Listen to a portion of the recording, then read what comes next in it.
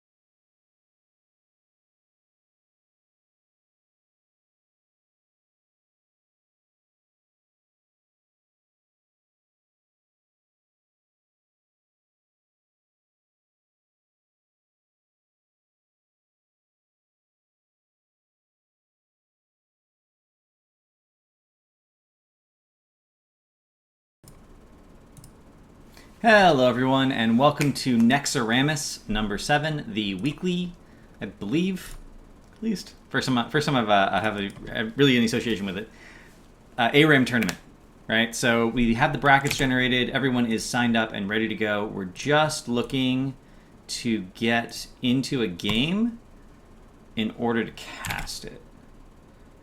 So in order to do that, we need to find someone to invite us into a game. I've never cast this before. I don't really have any experience with it. Just trying to figure out how it's all set up for everyone. And in the process, we're going to have a good time. It's going to be a great night. Let me see.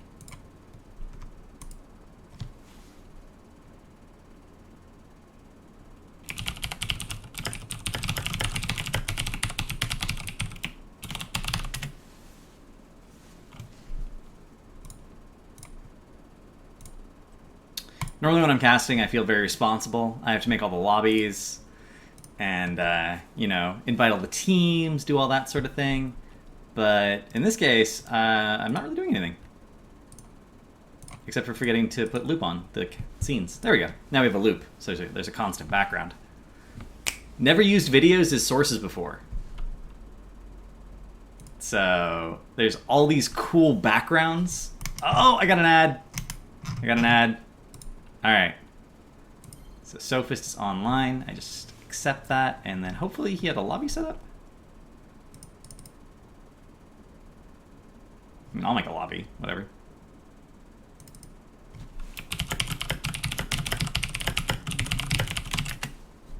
How's everyone doing tonight? You guys excited? You guys excited for the ARAM tournament? I'm excited. I've never cast an ARAM tournament before. I feel like there's a lot of potential for some underutilized talents and some underutilized heroes to do a lot of work in an ARAM tournament. And I also think there's just a lot of fun things that could happen. Oh, join game. All right, we're getting into our first lobby. Our first cast is going to go off without a hitch. Nothing can go wrong at this point, guys. We're already in the lobby. We're done.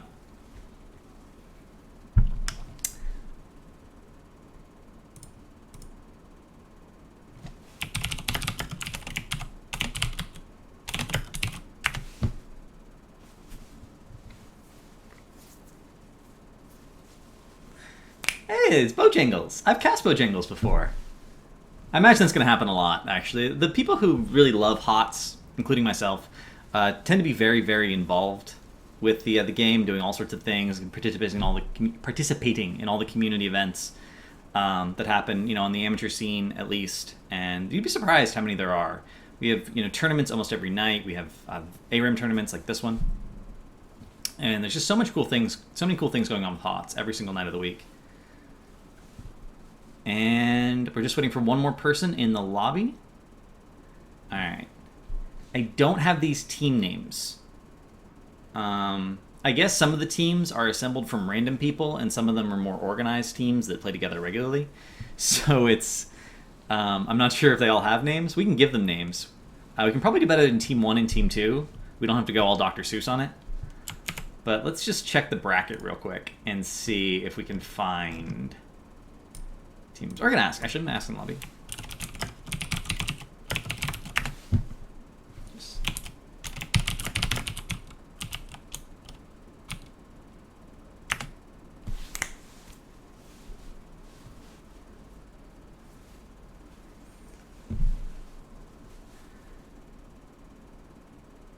Okay.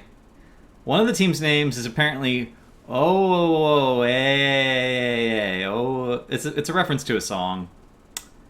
It's a reference to a song. I believe the song is called Brain Power, which is Cognitive's new name with Glaurung and whatnot, for those of you who have not yet seen that Reddit thread.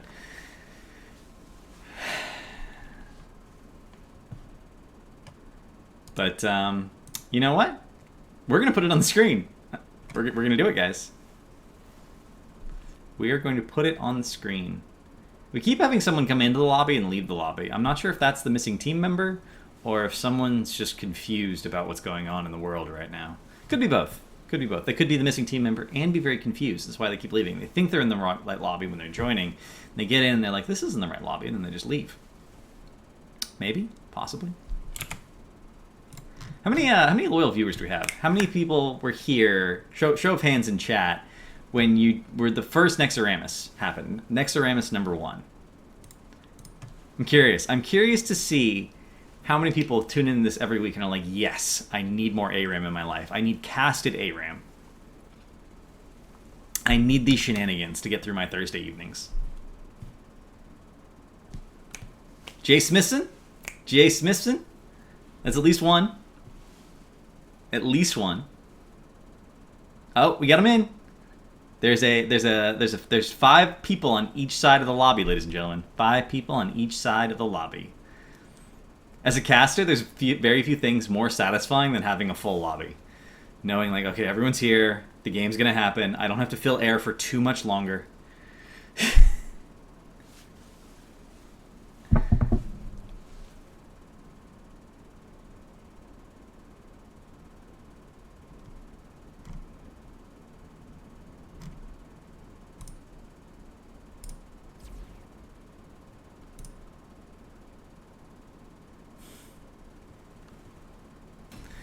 And here we go in the game.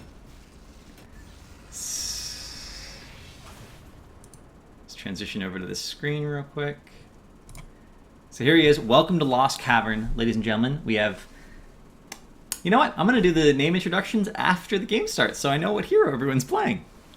It's a funny issue that doesn't occur during normal casts, only during ARAM casts. So this is the first game. We have a team name for one of the teams, and it's not pronounceable, at least not by like human tongues. And we did not get a team name for the other team, unfortunately. We might be able to find it in the bracket. Let me go check the bracket real quick.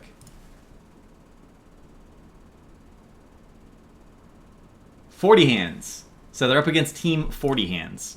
Hey, Castle Bravo Hots. How you doing?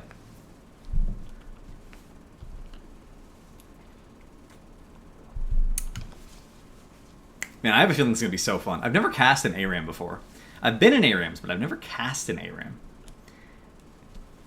And it really, I mean, in some senses this is super fun, but in other senses it's like, if you own a hero, it doesn't necessarily mean you're good at that hero. So the fact that you can get any random hero that you own, you're going to be in a lot of trouble.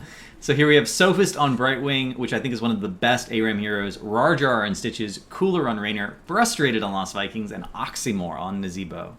And then we have the JRM 11 on Karazim, Black Spade on Nova, Bojangles on ETC, Hylic on Nazebo, and Tom Tom on Greymane.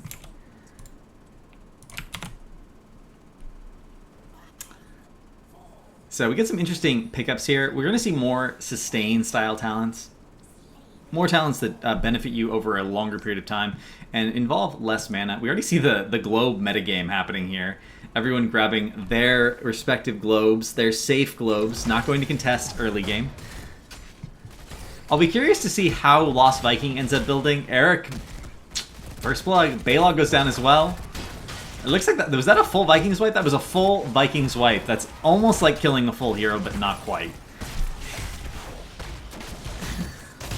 A lot of action in the mid lane. It looks like no one really had the option of taking any globe talents. The only person who had the option of taking a globe talent was ETC and did take Progrock. He's not backing off to consistently grab this in-base safe globe, though. I really wish he would kind of do that. So, looks like these people have a lot of experience playing ARAM. They're like, I know what to do. We hit the globes. Nice hook on Hylic into the zombie wall follow-up. Really good play there.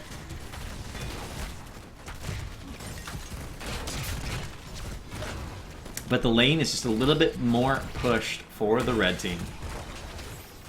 Again, we see these globes being picked up. The globes give you a lot of sustain. I think people underestimate how much of a heal a globe is worth. And if you can consistently not only get all the neutral globes, but deprive your enemy of getting the globes, you're going to win by edges. I think ARAM is a lot about winning by tiny, tiny edges. There's not really any sort of map management or experience management. You play just a little bit better. You do a little bit more damage. You dodge a few more skill shots. And you heal for a little more off of those globes. Rarjar getting some good hooks off. He hasn't actually missed a hook yet, although his hooks have all been really, really short range, and they haven't secured any kills. And I think that's going to be how our blue team is going to be able to take away the win here. They need to secure a couple of really good hooks in order to win, and just sort of off of that hook, they can have a lot of pressure and start forcing more engagements. Black Spade using the Nova Clone really well there, just to distract. ETC ends up going down though, only trading for the Vikings. That was a huge hook on Tom Tom, but again, no follow-up. And this is the problem. This is part of the problem that Blue Team's comp has. Their only follow-up to hook is really Polymorph and potentially Zombie Wall. And coordinating that can be a little bit tricky because they're not like hard stuns. Polymorph has a slow, of course, and Zombie Wall can wall people in, but you gotta time it just right. And hook is not the easiest thing to time with Zombie Wall.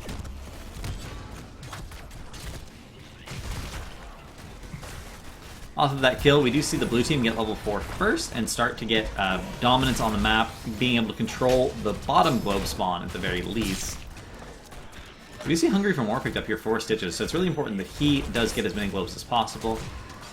See Seasoned Marksman picked up for Raynor. You see Death Ritual picked up for our blue Nazebo, but Blood Ritual picked up for our red Nazebo. And for those of you who don't know, Nazebo's trait, in addition to poisoning everything he attacks and doing damage, every time something dies under the effect of his poison, he gets 1% health and mana back. So increasing that is actually pretty significant when you're talking about an environment like ARAM, when it's all about sustain. Death Ritual is a very common talent to take in, more competitive play, just because it makes you so hard to kill in the late game. And if you have enough mana, you can never run out. But in terms of dominating the early game, I really do think that Blood Ritual is the way to go. And we're going to see Gathering Power picked up as well. That's going to work really well against the Vikings. It's going to give Nazeebo a lot of damage over the course of this game. We see Pain Don't Hurt picked up by the Vikings here. That is going to give Balog better wave clear and better sustain. And you can see both teams really focusing on this idea of just sustain, sustain, sustain. Insatiable and Wolfheart picked up for TomTom. That means he's going to have more Inner Beast uptime, and Inner Beast uptime is actually going to start giving him mana back. Surprised to see Focus Attack picked up here for Raynor over something like Vigorous Assault. Going for damage is very reasonable, I think, but you need to have some sort of sustain. Olaf is picked off. Trying to get these zombie walls straight. Not the easiest thing in the world. And again, the red team has forced blue team back all the way to their towers. And they're slowly starting to dominate these walls. Dominate in the lane. Nazeebo, however, overextends, gets picked off by the other Nazeebo zombie wall. And on the back of that kill, they manage to turn it around. They get Greymane picked off as well. Whew, 3 kills to 1 now, although I don't think all the Viking kills are showing up there. We can check this out. Yeah, the Vikings have died a few more times, maybe, than is being showed on the score screen. Level 7 picked up first here for the blue team. We do see Phase Shield combined with Hyper Shift. That's going to just give a massive amount of sustain, constantly Zing in and giving people shields. Toxic Gas picked up for extra wave clear and just extra damage, more irritation. Surprised to see Last Bite not picked up there. Last Bite gives you so much lane sustain, with Devour only having an 8-second cooldown. Revolution Overdrive for the movement speed. Spin to win. Vikings, I think this is the only talent of Vikings you can never skip. Regardless of contacts. Just adds so much utility, so much wave clear, so much potential burst damage, and Gidbin picked up for that increased duration. And we do see the full Toad build coming out of our other Nazeebo. Toad Affinity for the mana restore and for the reduced cooldown. If he gets his Gathering Power stacks going, that's going to be really significant. Let's check it out. Let's check out our Gathering Power stacks here from Hylic. Hylic, not any stacks currently. He did get that. He did get killed off earlier, and I guess he didn't get credit for that Olaf kill just now. That's unfortunate. I really do think they need to focus the Vikings down to get those stacks going. Full Gathering Power hero, regardless of who it's on, does a lot more damage. Another good hook on there, and that one actually did result in a kill. ETC immediately going down, and the red team forced to retreat through the upper alley.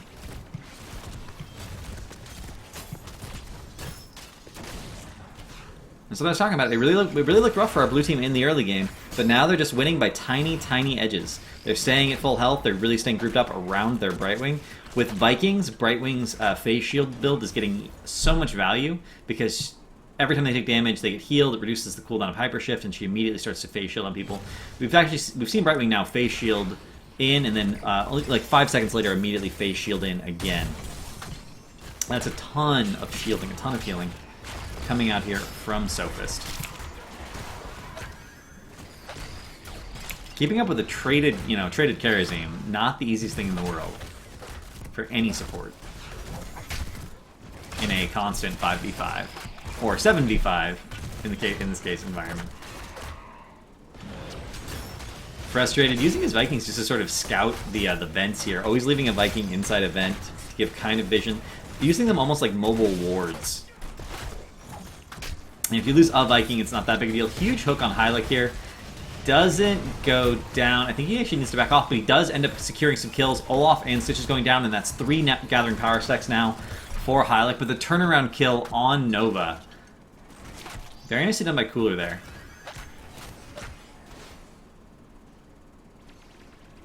And again, making sure they manage those globe trends. I really do think the blue team has been doing a better job of managing these globes. They're getting them almost as soon as they spawn, which not only, to make sure you deny them from the enemy team, but if you get them as soon as they spawn, they come back faster, and you have more opportunities to get even more of them. We see Stitches here already up to 25 globes. That's a pretty healthy health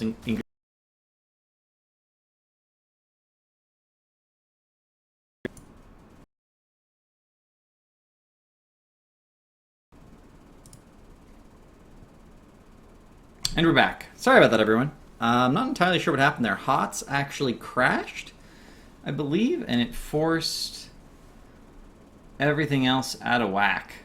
Not entirely sure how that happened. Well, that's the first one.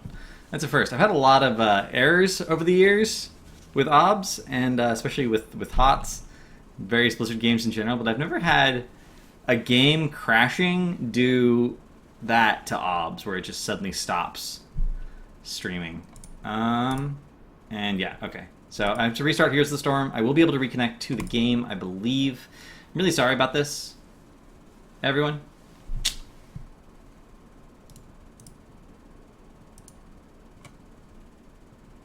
Sorry for the downtime. Hopefully no one panicked. So here we are, Hero of the Storm coming back up, and we'll just have to catch up in-game, and then we'll be back to the casting.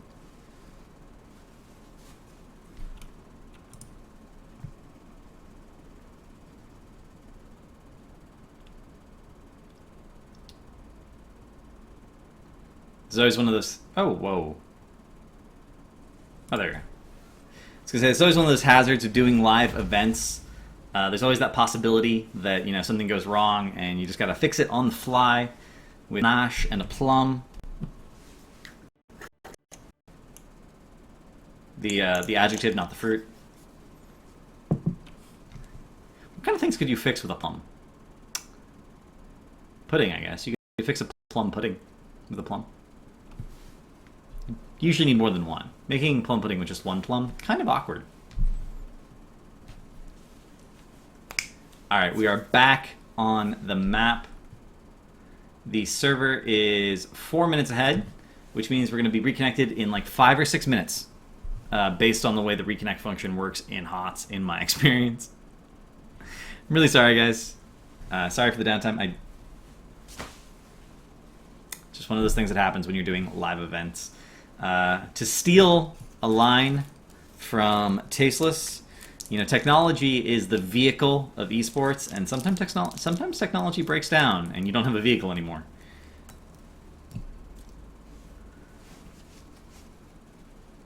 So we do see Go for the Throat was picked up. I believe that's Ravenous Spirit, Mosh Pit, Precision Strike, and Palm.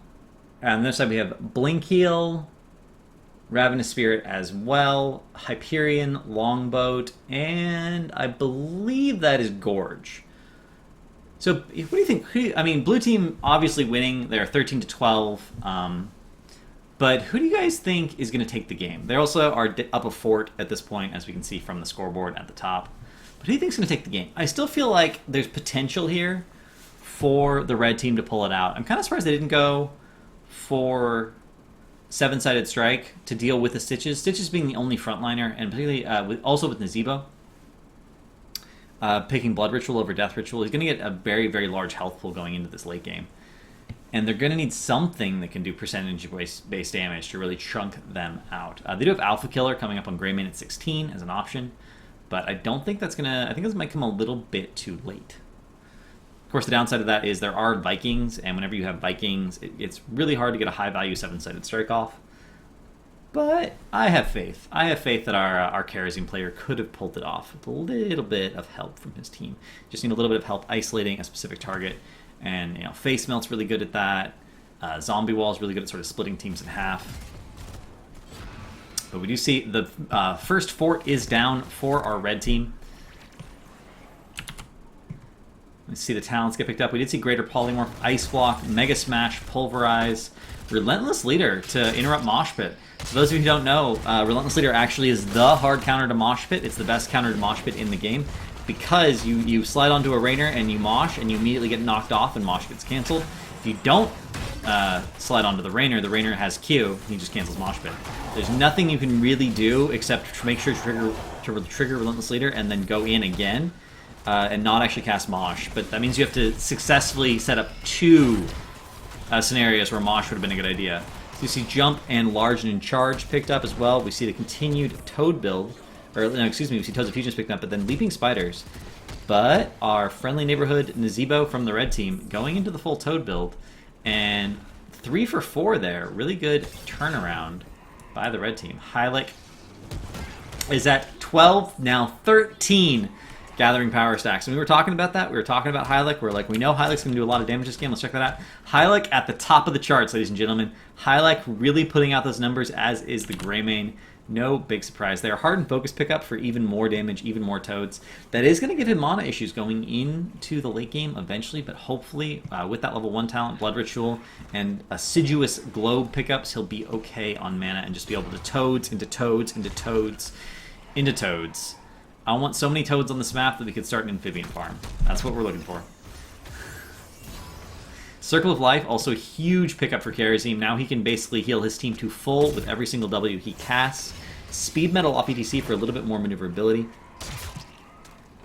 And we do see Relentless Predator picked up by Greymane, so not going for that percentage-based damage. Eventually, this Stitches and this Gazebo might just be unkillable with no percentage-based damage. But we do have Vulnerability picked up for Nova, and that will be their saving grace, I think. If they can get that onto a high-priority target and just erase them, they'll be in really good shape. It's all up to the Nova. They do see it going down. Rarjar, you see how fast it gets chunked down with that vulnerability. Does end up going down. Huge Precision Strike as well. Hits not only the building, but Oxymore. Oxymore barely going to get out. 242 health. Nice palm going down on Bojangles. He was a little too far forward. Does manage to get saved. Black Spade's clone ends up eating a number of shots from the tower as well. Ammo on the tower is absolutely critical to get that as low as possible.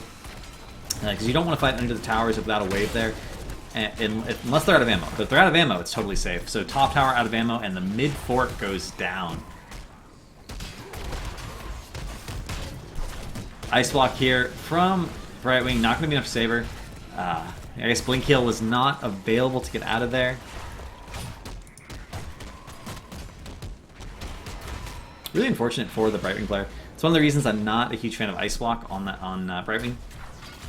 It usually doesn't actually save you, whereas a lot of the other talents on that tier can actually save you either by reducing damage, increasing movement speed, giving you more playmaking potential. Ice block, usually a pretty risky talent to take.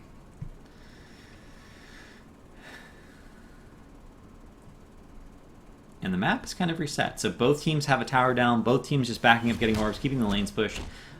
More heroics currently up for the red team than the blue team, so if they're keeping track of that, they definitely know they can push, but it is temporary. Cooler ends up going down to that Nova's Precision Strike, and that's what I was talking about the Rainer. He took no sustained talents, ended up very, very low on health, and did not really have any way of refilling his health. Very, very unfortunate. As soon as you get low as a Rainer versus a team like this, you know they're just going to try and get you either via Precision Strike, Ravenous Spirit. There's multiple tools they can use to get into that back line and finish off someone who's extremely low on health. And I believe that kill represents 2 more stacks for Hylic. 15 full Gathering Power stacks on a full Toad build in Zebo.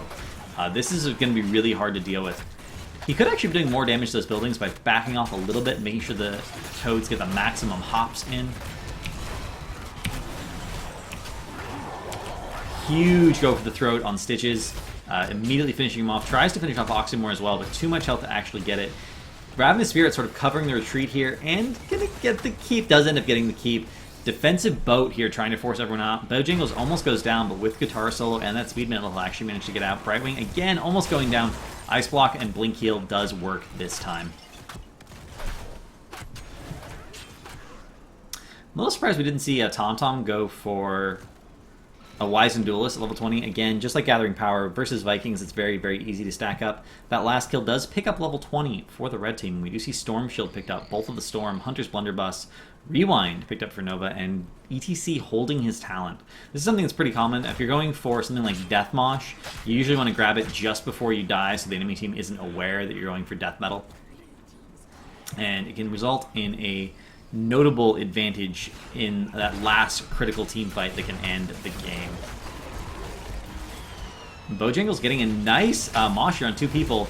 Does not get canceled in time for the Precision Strike follow-up, and as a result, Brightwing ends up going down. Oxymore extremely low. Nice blink in here. Cooler going to get finished off on the back of that. And at this point, I think they can just focus core. Only 2 people and 1 Viking? No, all the Vikings are actually dead as well. So Rarjar Solo Palm does save TomTom. And that ends up being a 4 for none if you want to count each individual, 6 for none if you want to count each individual Viking. Oxymore getting a little too close, actually gets slid on, almost goes down, but that will be game. The Core goes down.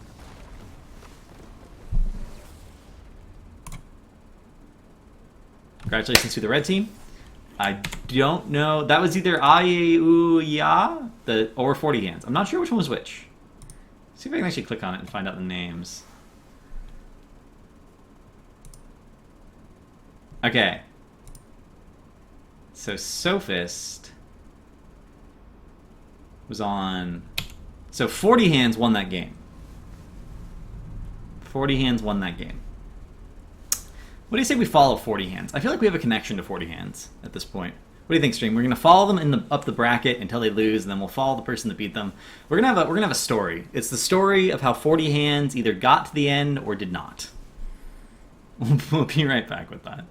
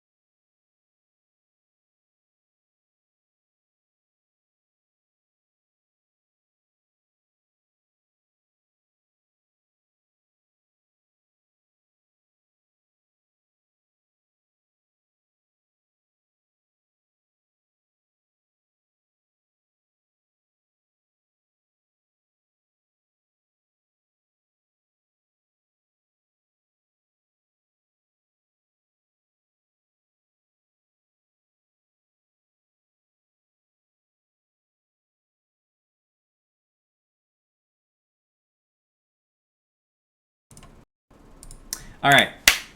So here we go. The lobby is up and ready to go. We're just adding some people into the lobby. Looks like we're about ready. Yeah, we are. All right. So I want to say hi to everyone real quick, introduce myself. My name is Cavalier Guest. I cast a lot of HOTS. I cast a lot of Chair League in particular. I stream pretty much every day, or every weekday at least, for HOTS. And for those of you who now, haven't met me before, hi, it's nice to meet you. And we do have the 40 Hands versus Murky Ness 2.0 coming up here momentarily. It looks like both teams are in the lobby. Both teams are readied up, and we're actually, you can hear it in the background there. That's the countdown. And we'll be transitioning over to the game screen. And I'll see you guys at the end of the game.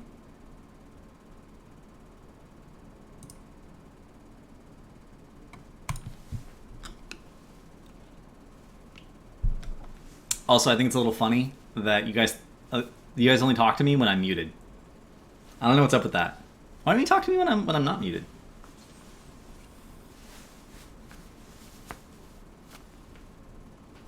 Chat's supposed to be like engaging and friendly. Instead, it's just like, oh, he's muted. Now we'll talk to him. Is it because I'm talking too much? Is that the problem? You feel like you can't get a word in edgewise?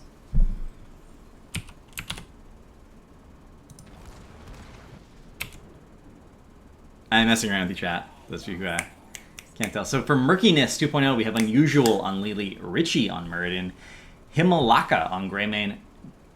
I'm assuming that's Gustavo on the Lost Vikings. Again, Lost Vikings has been a popular pick by the random generator tonight. And Gian5 on Limang. And then for 40 Hands, we have the JRM11 on Malfurion, TomTom on the Butcher, Black Spade on Johanna, Bojangles on Asmodan, and Hylek on Tychus. And we are going to see the stacking build coming out of Asmodan. And he actually has one of the best stacking partners in the game in Johanna with Knight Takes Pawn. I'm a little surprised to see Knight Takes Pawn picked up here. I'm pretty sure it's picked up only for the stacking, because it really does feel like in an ARAM environment, you are like 5 heroes DPSing a wave. You have enough wave clear regardless. Seems like you would take something for more sustain, either Regen Master or Reinforce for the block. But going Knight Takes Pawn, and I think it's just to help the Asma stack. So they're putting all their eggs in one basket. This is Bojangles. Bojangles is either going to be the hero or the downfall of the 40 Hands. And so far, 5 stacks. If he gets 5 stacks off each wave, we will be in good shape. It doesn't look like Murkiness 2.0 is doing anything to really interfere with this stacking. Both teams being really good about controlling their globes. Tychus does help with the... Oh, and the wave clear happens. 16, only 3 off of that, so actually doing worse than the first one. Butcher going for that hard engage. Himalaka gonna get so low, but does manage to get the disengage off, and Asmodan ends up going down. That's a huge deal. Every time Asmodan dies is less potential for stacks. He's pretty much gonna potentially miss this entire wave for stacks, which means 30 seconds until the next wave. He does do a ton of damage late game, but you have to get to that late game and you have to get those stacks. Really like Murkiness's play here, focusing on the Asmodan, making sure he cannot get those stacks. Scouting drone picked up at level 1 by Malfurion. I'm not sure how valuable vision is on this map in general. There's only the 2 vents. In general, it seems like you really have most vision. Greymane being a little too ham there, overextending quite a bit, and ends up going down to TomTom, that Butcher. Timeless Creature picked up for Lily. Surprised not to see Conjurer's Pursuit here, just to enable that spam. And again, there's so many I think globe talents are absolutely amazing in ARAM, but particularly on this version of the ARAM map, Lost Cavern. You have all these globes. Nice root going down, ensuring that Lily kill. The JRM putting down the roots, securing the kills, and on the back of those 2 kills and pushing the wave out, I think they're actually managed to get the first structure kill of the game. It's so low. They do actually manage to get it. Nice kill on the structure. And just taking that little bit of XP, being like, okay, we got it. We don't need to overextend. We picked up level 4 off of the back of that, and we're in good shape. Level 4 now picked up for the Murkiness, however, as well. We do see Rampant Growth coming down. That's even more efficient heals per second. No doubt we're going to see the complementary Rampant, or not Rampant Growth, the level 7 talent. for Malfurion. We'll find. We'll remember what it's called once level 7 comes around. Cheap Shot picked up for more burst damage. I'm not surprised not to see Victuals picked up for the Butcher, actually. Just for the amazing amount of self-sustaining, gives a huge Condemn going down by Black Spade, and that does a lot of damage from the Asthma Orb. Not quite what we're looking for. 42 stacks, decent number. Sin's Grass. This is basically the, not a very commonly seen talent. It's the Asthma-specific version of Envenom, but you can cast it while channeling your E, and minion kills reduce the cooldown by 5 seconds, so it gives you lots and lots and lots of damage over time in an environment like this. You kill a minion, you cast it on someone, you start killing some minion waves, the cooldown comes back up, you cast it on someone, you start killing some minion waves, and it just constantly puts a lot of pressure on a healer like Lily, who has to actually use mana to heal. You're going to force people to back more often. It's just going to help. It's going to help secure kills. Everything, little tiny thing about it is going to make everything a little bit better. Mass Vortex picked up for Lily. So far we're seeing like a full damage build out of Lily here. Lily ends up going down, speaking of. Greymane as well. Back of that Condemn. Olaf goes down as well. And huge damage coming down onto Murkiness here. They're not quite going to get out. Eric the Swift picked up for that increased healing and movement speed. Triumvirate picked up by Li Ning, so going for the cooldown resets. I'm not sure how I feel about that. She'll get more damage out if she can keep hitting people at max range orbs, but that actually makes her expend mana faster, and without dominance, kills are not going to heal her back up. And it really does feel like all the games we've seen so far, at least, these games have all been about sustaining fights. Every ARAM I've played in, every ARAM I've seen tonight, it's all been about sustaining. Whichever team sustains better, does more damage, over time wins. Butcher ends up getting absolutely chunked there. Really unfortunate for him. Every time a Butcher dies, he does have to restack his meat. Johanna goes down as well. That ends up being a 3 for 1 1/4. 5 for 1 1/4. That is the first ace of the night, ladies and gentlemen. 5 dead. And on the back of that, they're going to get that wall, and Murkiness is going to be able to move in here and get the well. I think getting the well is actually the most critical part here. Getting the well means they're forced to go further back every time they want to tap. I'm actually a little bit surprised we've not seen some cheesy Asmo play where he constantly just starts dunking the well. You can even dunk this back well from like right here, and eventually you could kill both the wells pretty efficiently. You would be wasting your Qs. Minion wave spawns every 30 seconds. Q cooldown is 10, so you could still have 1 Q per wave for stacks and use all of your other Qs just on the wells to slowly whittle your opponent's ability to sustain in the fights. Amplified Healing picked up for Johanna, along with Conviction. I like the Amplified Healing pickup, particularly with Malfurion. That's basically going to make every Q basically heal Johanna completely to full. But I really would have liked to see the Reinforce or Regen Master picked up as well. Butcher ends up going down. Johanna trying to peel, but not going to be able to get out. The Vikings just all over her. Spinning to winning. And that ends up being another 3 for almost none. Bojangles almost got away on Azmodan, does manage to get picked off, but Muradin dives in for the kill and gets eaten alive by the tower. Ends up trading, so it ends up being a 3 for 2, plus some Viking kills, 3 for 2 point something. A little bit more even, but on the back of those kills, we're going to see Murkiness pick up level 10 first.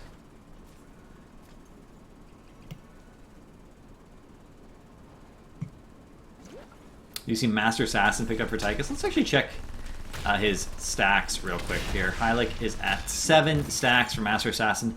Almost halfway done with his quest to get 15/25% attack speed. Probably going to see Odin. Generally speaking, if you go Master Assassin, you do pick up Odin. We do see the boat coming down immediately. Huge, huge, huge damage. Cups coming down as well for the save. Vikings were almost dead there, overextending a little bit. The boat did get chunked out. Every single ult burned there except Go for the Throat. Wave of Force actually picked up here for Li Ning just for the additional burst damage and the additional safety, right? Wave of Force is instantaneous damage, whereas Disintegrate is damage over time. You don't generally want to stand still versus a Butcher-style comp, or versus an Azmodan for that matter, because it just gives you puts a big, juicy target on your back for those globes and that Ruthless Onslaught.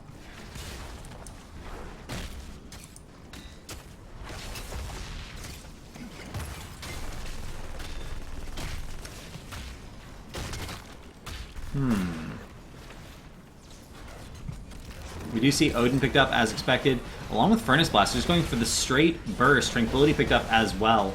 Blackpool, perfect for the sacking build. And so much damage, but they engaged far enough out. But Greymane ends up going down just to that last shot of Odin. That is an incredibly long-range ability right there. We do see the Ragnarok missiles and the Overkill just doing so... Or not Overkill. Ragnarok missiles have such a huge range, along with the Asmodan, that's going to allow them to poke constantly in those ultimate team fights. But now, without that, they're going to have to back off and spend some time waiting. We do see Enduring. It was Enduring Growth.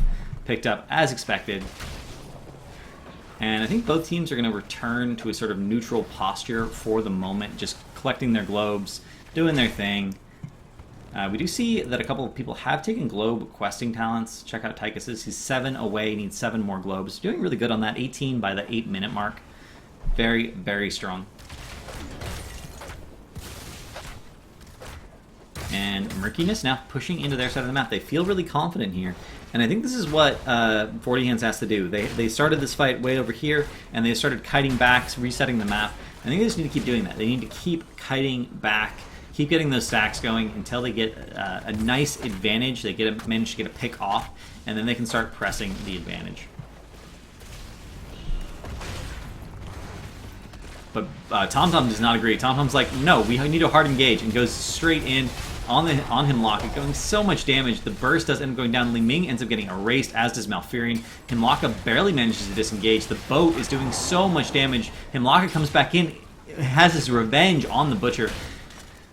Hylek on Tychus with that Odin. Oh, so close to doing so much damage. The Vikings come out of the boat and immediately spin to win on top of him. He ends up going down instantaneously. Bojangles ends up going down as well. Only Blackspade is left alive on Johanna, and she is going to have to back off. There's not much Johanna can really do against anyone to stop things on her own. She's really dependent on having a team. 13 picked up for Murkiness on the back of that team fight. We do see Blast Cannon picked up, Jump, Unfettered Assault, Spell Shield, and Lily holding off and picking up a level 16 talent, although I'm pretty sure we're going to see Surging Winds based on that level 4 pick. Jump on the Vikings here, making sure they get disengaged. Gustavo, obviously a very good Vikings player. Making sure he saves that jump to avoid CC, not get caught out. But Unusual, going to get caught by Blessed Shield and ends up going down. That ends up being a 2 for none, and almost 13 picked up here for 40 Hands on the back of those kills.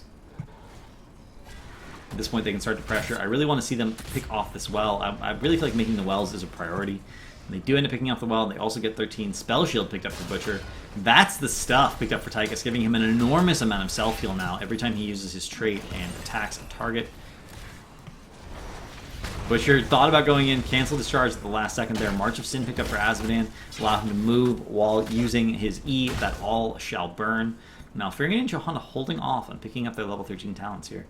We do see finally Shrink Ray picked up, and what's going to be TomTom getting that stun off, but not being too aggressive with it, just immediately disengaging. Burning Rage picked up, Cups goes down immediately. TomTom is popping his ult, does a lot of area of effect damage, but does not manage to finish him off. Looks like he had Brand up, but couldn't just attack a target. Greymane, in the meanwhile, goes down, but does pick off the Johanna before it happens. That ends up being a 3 for 1 so far. Malfurion goes down to those Li Ming resets. And Hylek. Hylek is the defender we deserve. Gonna try and hold the line here at the keep. I don't think he's gonna quite be able to do it. And I think Murkiness is gonna take this game, guys. They're absolutely gonna get this keep. They're gonna get 16 off the back of this keep. And all they have to do is back off, tap, get full with those, or not necessarily full, but get up there with those globes. Get back to near full and return for one last fight. Up a talent tier, they should easily be able to take it. We do see Concentrated Blast picked up. Impatience is a virtue. Arcane Orbit, Herbal Cleanse, Stone Form, and Concentrated Blast. Greymane actually going for the full cocktail. We haven't talked about that a lot, but it gives him a lot of poke damage as long as he's actually hitting his cocktails. And I believe, let's see if this quest is finished.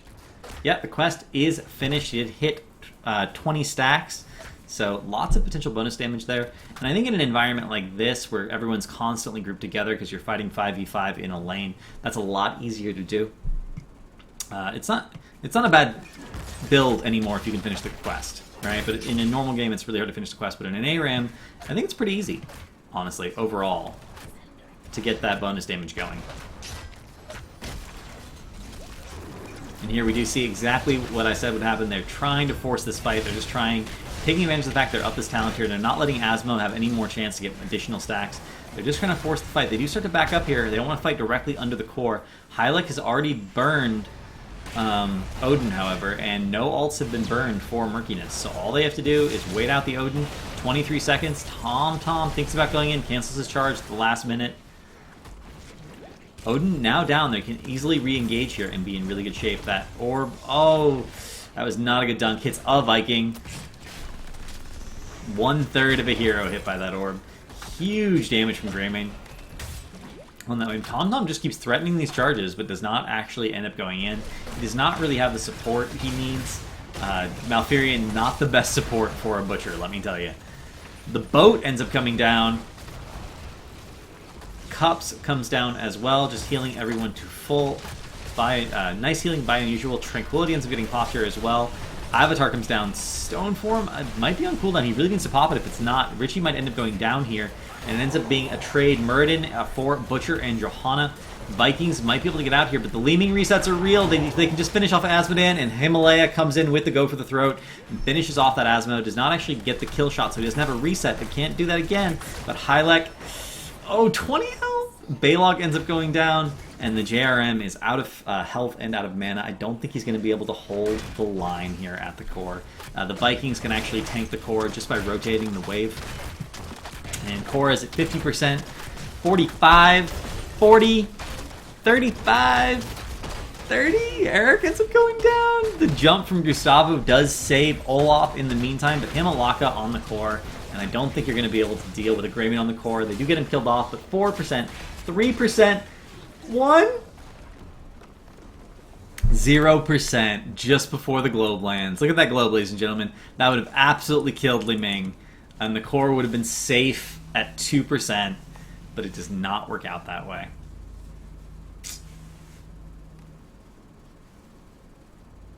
Good game. Congratulations to Murkiness for advancing on to the next round. And I'm just going to set up the next lobby, and we'll be right back.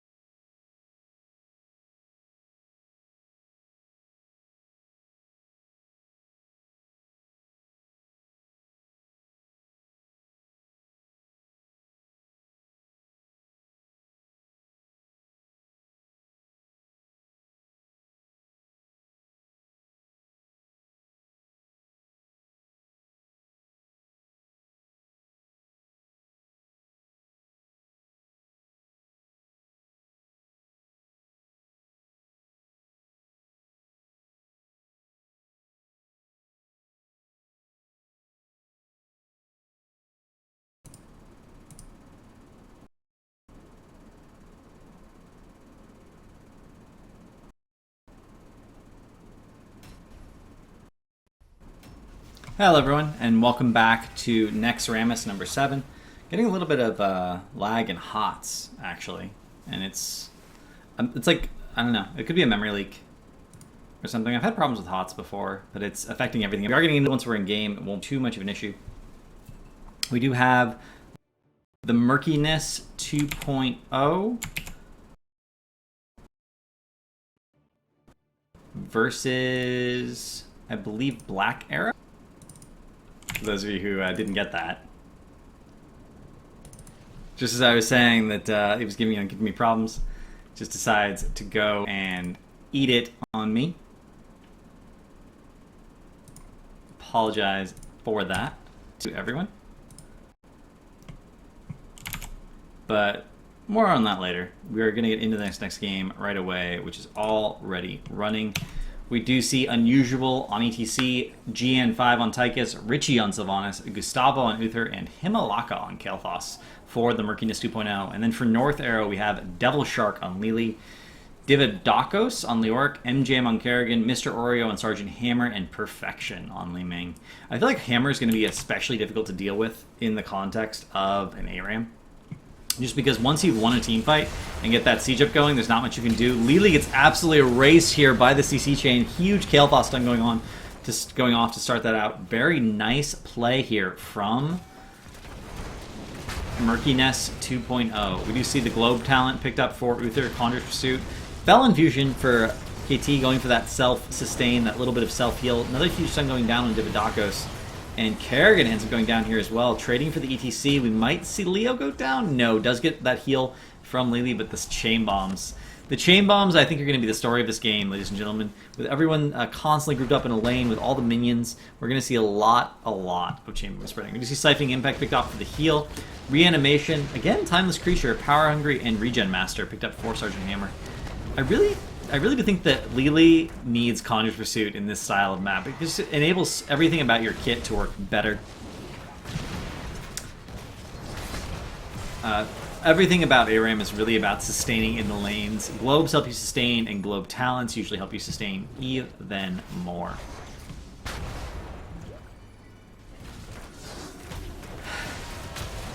Dividakos being very aggressive here with the wave clear does get almost blown up. No, Kerrigan ends up going in and gets absolutely blown up. Does spread chain bomb to the rest of her team as well.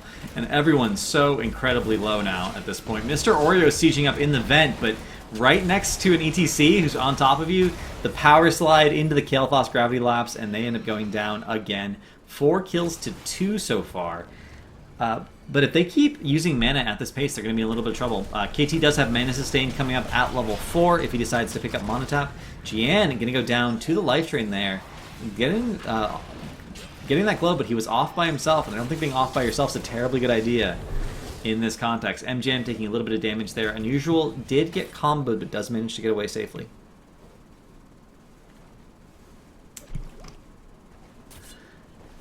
And in the chat, what do you think? What do you think? Do you think Kael'thas wins, or do you think Hammer wins? Hammer has the siege, but Kael'thas has all those chain bombs. We do see Lost Soul picked up for the reduced cooldown. That's going to increase Sylvanas' mana use, but also significantly increase her damage. We'll have to see how that ends up working out for her. Double Neck Guitar picked up, no big surprises there. ETC does not really have any sustain talents at level 4, except maybe Hammer on for the reduced mana cost. And I can kind of see them taking that. Huge stun going down, Mr. Oreo again. Nice combo with the face melt. Does not end up dying. 180 health. Regen Master actually saving him there. I think that 3 seconds of Regen Master is what prevented him from dying. The Auric, however, does body block for a second and goes down. And the chain bomb happens again, and 2 more deaths. The Auric comes back really quickly though. Already back in the fight. We see Master Assassin picked up again here for Genie, and 3 stacks already for that. 12 more to go, and he'll have that 25 increased attack speed. We do see Fury of the Storm picked up here for Kerrigan. I'm really surprised to see that. Just because Clean Kill combined with Siphoning Impact gives you basically infinite health as long as you have a minion wave nearby. Being able to heal 2 full for 0 mana every single minion wave, pretty good in area. Pretty good. Vigorous Assault picked up for Hammer. No surprise there. Charge Blast picked up for Li Ming. A little tiny bit surprised not to see Dominance, just because You know, the more self-heal you have, the more self-sustain you have, the longer you can stay in fights, the more advantages you can get. ARAM is about winning by tiny, tiny edges. We do see Field Tinted Death picked up for Leoric for exactly that reason, giving him more health, more sustain in lane, just doing more and more and more for him. Unusual, going very, very deep, trying to get Mr. Oreo killed here, but does have thrusters up, barely manages to get away. Goodly Mingorm, Himalaka, a little bit of a late protective shield, actually not getting any value at all from that cooldown, but teams do have tap up. G and Vive here, very, very low. And this is one of those dangers of playing Tychus. Tychus does not have burst damage per se. He really needs to stand there and auto attack, and if you're standing there and auto attacking, Unusual riding in and getting the globe snipe from Dividakos. Dividakos probably a little bit upset about that. Not only does do globes help him regen health faster, but they help him come back faster when he dies. Eventually you get to the point with a really good Leoric where it doesn't even feel like you have a death timer, you just come back instantaneously. Keeps that globe stack going on. We're going to see him come back faster and faster and faster.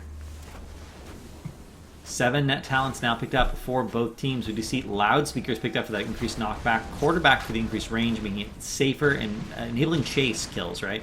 Someone gets away, you can grenade them, you're in good shape. Barb shot, that increased PvE damage. Sergeant Hammer gets absolutely erased there off the back of that power slide. That keeps happening to Mr. Oreo. Every time he sieges up, the power slide comes in, Himalaka's Gravidops comes in, they get erased, but they get the counter kill on Sylvanas and Kael'thas, but Kerrigan ends up going down for those kills. So that ends up being a 2 for 2, which is actually a good deal for North Arrow, as they are a little bit behind the red team. Starting to make some headway here. A little bit. Ghastly Reach picked up for Leoric for that increased wave clear, just the increased range. Battle Momentum picked up for Kerrigan, having her ult up more often than her base hit more often. Will do a lot for her, but she will run out of mana very, very quickly. This could have been Assimilation Mastery for 100% increase in health and mana regen. I think that would have ended up being a little better. Rich goes down after killing off the Orc, so another 1 for 1. Hypercooling Engines picked up for Hammer. Going for the increased mobility and potentially the increased chase, not picking up First Aid for even more self-heal. Calamity picked up for Li Ming, giving her more burst damage, more wave clear, allowing her to be a little bit more aggressive. Surprised to see that not paired with Domination. We do see Burn Flesh picked up from Kael'thas and Mana Tap at level 4, so he does have that Mana Sustain now. And Burn Flesh, if he can hit 2 or more people, does do a lot of damage. I'm not convinced versus a team with only 2 melee, it's going to get the full value, especially when they've been focused so hard on diving and eliminating the back line. But we'll just have to see. Hammer just mining up every possible vent on the map as often as possible. Basically using mines as little vision granters. Making sure they're not going to get ambushed from the shrines.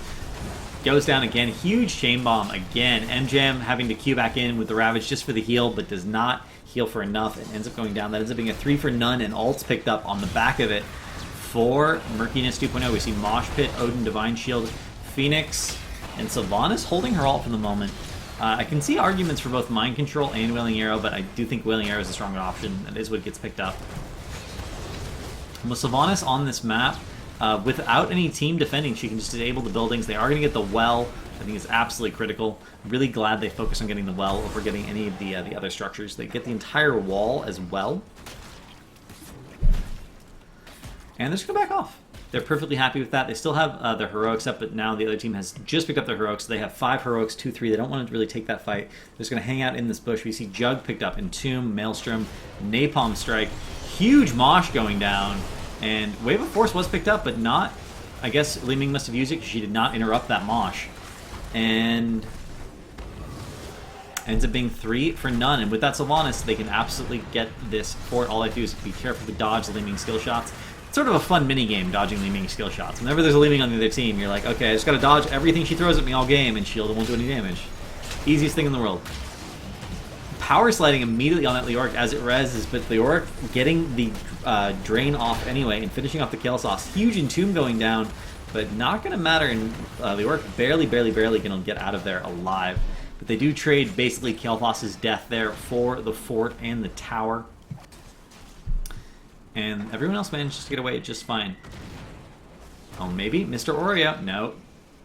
No, does not manage to pursue. But Tychus ends up going down in the bot lane to Maelstrom Kerrigan. So Maelstrom now on cooldown. Battle momentum is going to help a lot with that. It's going to come back up almost instantaneously. And we now have Hammer sieged up directly on the fort.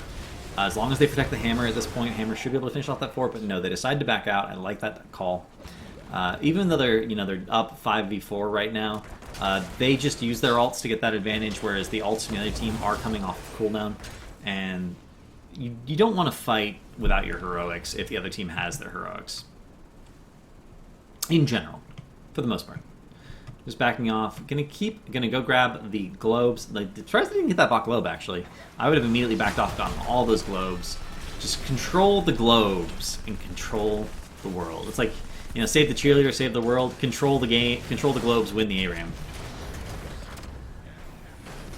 Himalaka almost getting caught there, doing quite a bit of damage. Odin comes down immediately here. Is going to get chunked by those mines. But the long range of Odin is still going to get some value here. We do see the globe getting picked up. Nicely done. And at this point, they really just need to wait for Odin to go away. We do see groupies picked up here for ETC, just for that additional healing. Huge chain bomb spreading again, and the Wailing Arrow doing so much damage, but Cups does get popped. Going to heal everyone back to full and not going to secure any kills. Shrink Ray picked up, as well as Fission Bomb. ETC has picked up on the fact that the enemy team is spreading Chain Bomb quite a bit. Going to help them out with that. He's a helping sort of guy. Himalaka, he's like, I see you guys are spreading Chain Bomb. I too like to spread Chain Bomb. Let me help you spread Chain Bomb. Life Drain picked up for Sylvanas. Going to go for that self-healing ability, giving even more sustain. MJM tries to go into KT, but it gets absolutely erased by Phoenix Chain Bomb Flame Strike combo.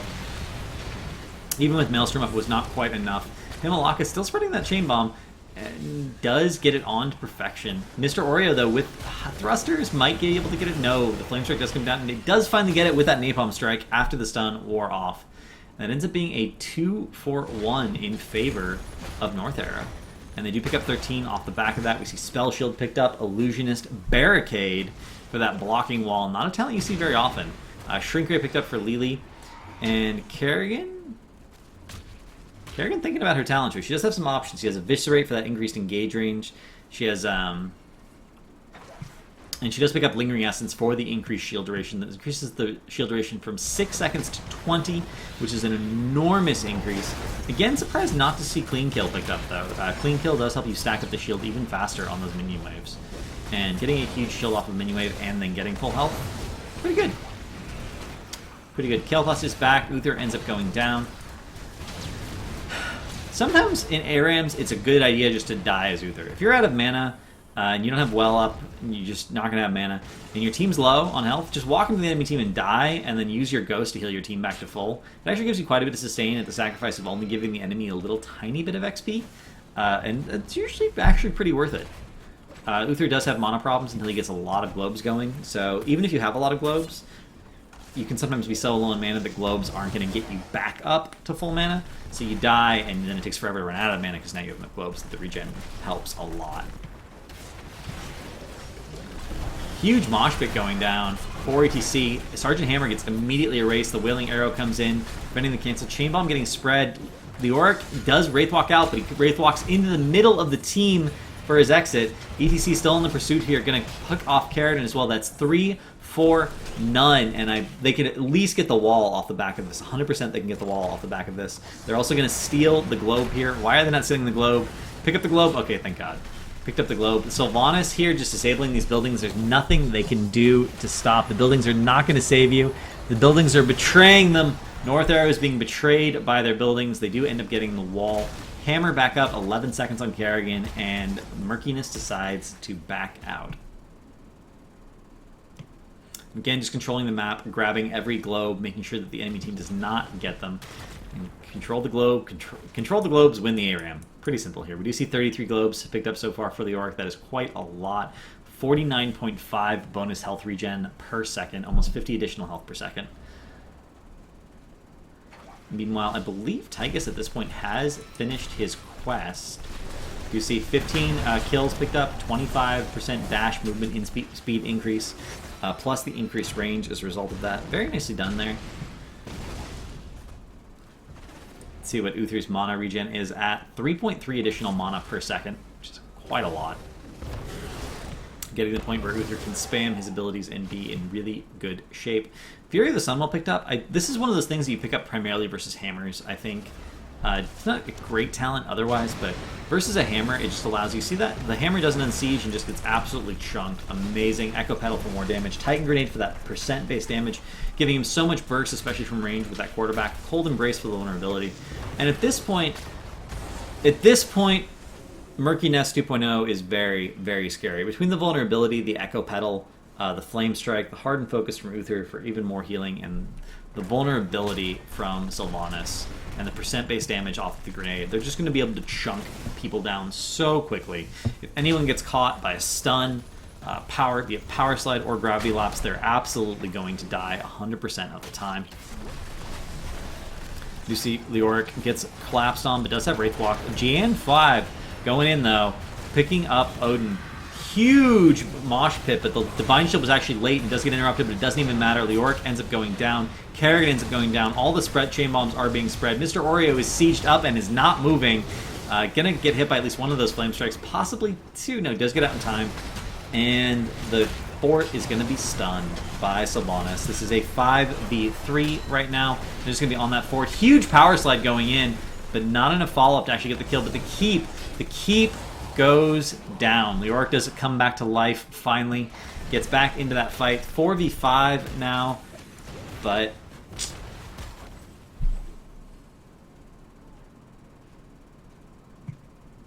oh.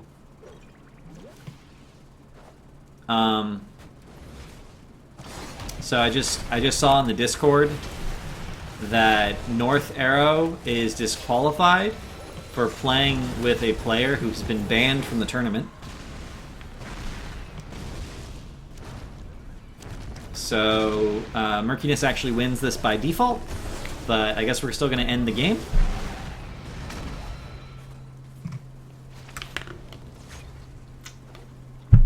It doesn't really look like their disqualification matters too much. I think Murkiness has this in the bag.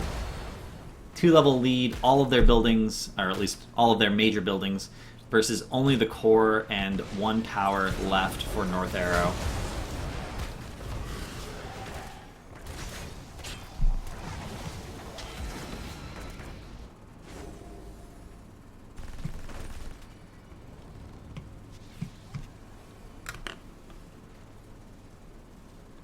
I have no idea.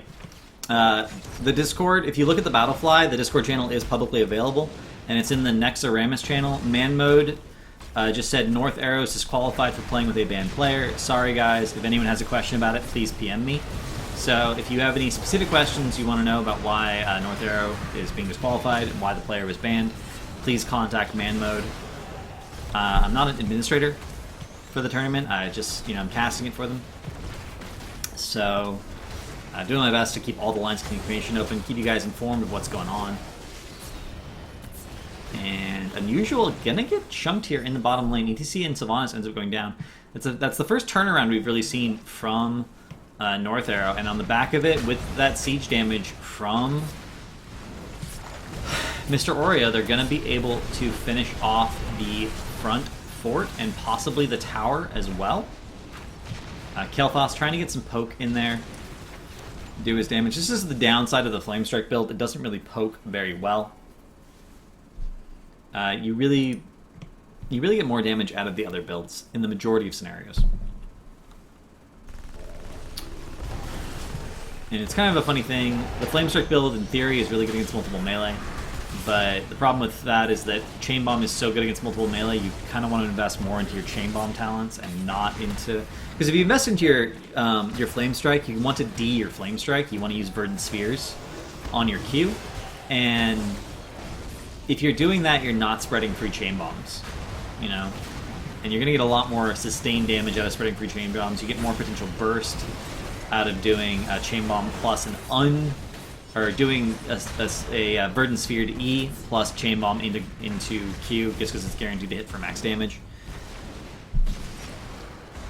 A little bit of an overextension again there by our ETC player. Ends up going down again. Tychus is down as well. They really just need to wait at this point. They need to wait until they're as 5. If they can take one fight where they get an ace, they can easily do chasing people across the map. They can just end up going core. But they need to wait until everyone's together, until all 5 of them are here. In the meantime, they just need to try and keep this lane clear, make sure that people are tanking the tower, protecting the hammer. I'd like to see the Kalphos actually come up here. He can flame strike the hammer from right there without quite being vulnerable to the hammer's range. Huge Wailing Arrow Chain Bomb combination coming down here. Leoric ends up going down. Kerrigan almost goes down. Does not quite happen. Leoric maintaining vision for his team, letting him know what's going on. They decide to mount up and get out of there. And the deep push is real, but Uther ends up going down. However, Uther does have, the Death Ghost will top everyone off, which is actually hugely significant.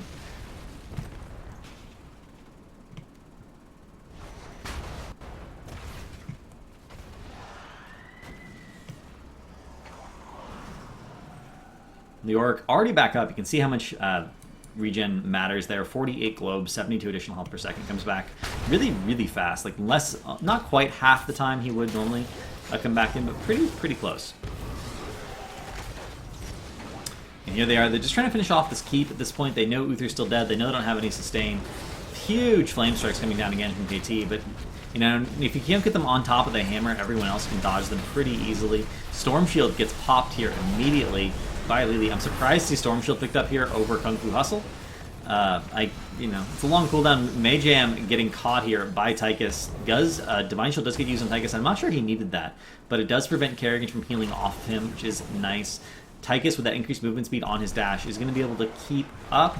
We do see the big red button in upgrade, by the way, so not bob and weave, not going to be able to keep up as well as he could in terms of the chase. Huge Wailing Arrow pawn and wave play here by Richie, and with that power slide in, ETC with the Mosh might get a kill. No, Devil Shark barely managing to pop cups in time and does end up saving everyone. The reverse kills are happening, ladies and gentlemen. The reverse kills are happening.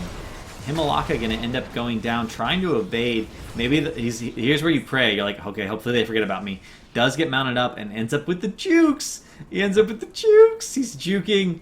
He's juking. He's creating space for his team. The longer he gets chased at this point, the less likely they are to be going core. Hammer has the right idea, just immediately going core. Entomb finally does go down, however, and Himalaka, with the drain on him, is going to go down to that Leoric. Yes, 100%.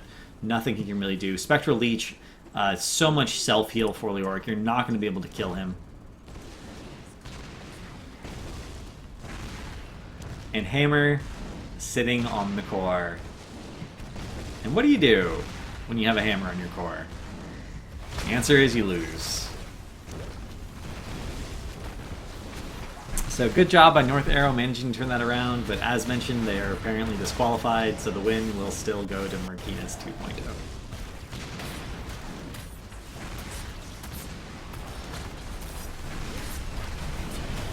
Isn't this awkward?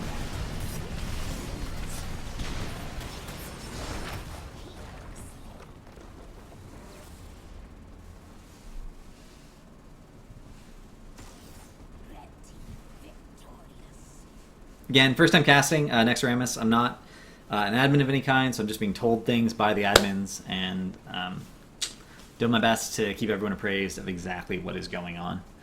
Hope everyone's having a good time, though. I'm having a good time. Casting ARAM is surprisingly fun.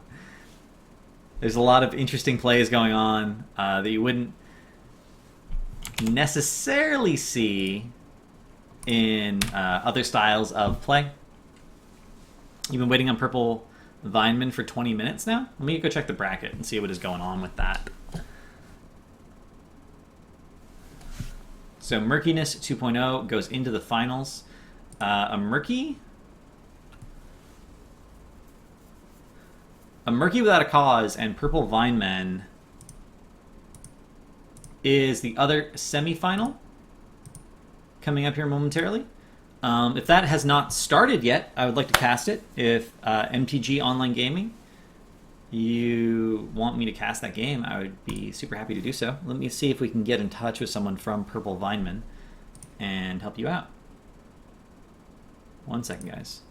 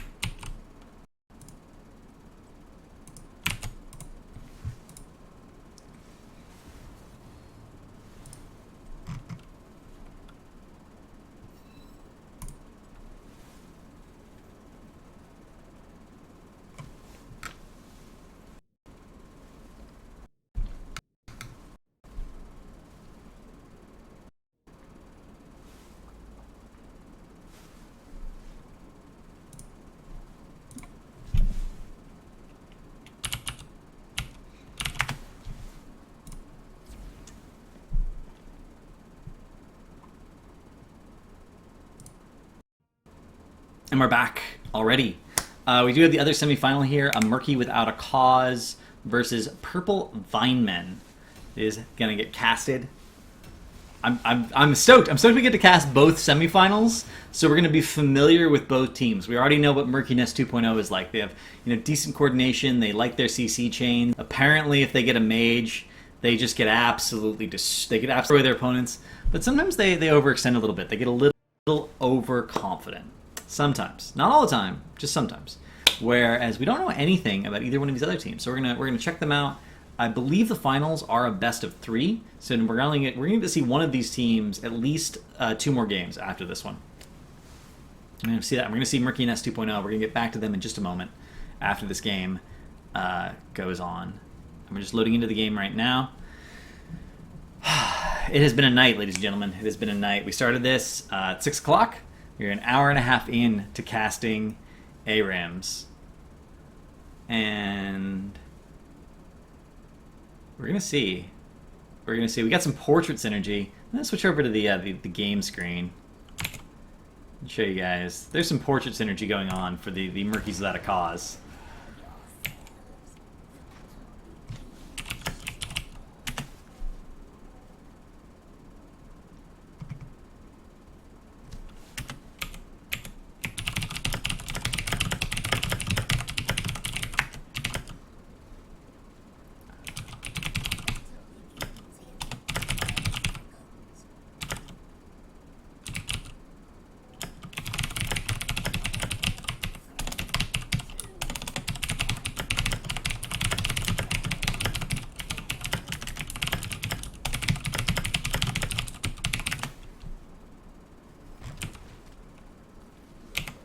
So we do see Micromanage on Tyrael, Phantomas on Zagara, Fanic on Zeratul, MTG on Lieutenant Morales, and Power with a capital W on Jaina, Gibson on Tassadar, Fraxinus on Muradin, John Budman on Sergeant Hammer, Man Mode on Lunara, and Derp Hunter on Nazebo. Picked up here. We do see Regen Master picked up for Tyrael, Reconstitution picked up for Zag, going for that creep. I don't know. So in a lot of, yes, the typing is very loud. I have a mechanical keyboard. I'm sorry. I don't know if Nidus Network is allowed by the rules. I know in a lot of ARAMs that I've played, Nidus Network is not allowed because it makes Zagara pretty overpowered. Well, I will have to. I can check on that real quick. Hopefully, if anyone knows in chat and wants to tell me. Regen Master picked up for Zeratul as well. Feedback looked for the increased mana. Deep Shell picked up for Jaina. Surprised to see that over Conjure's Pursuit for increased mana regen. And Conjure's Pursuit, Perfect Storm.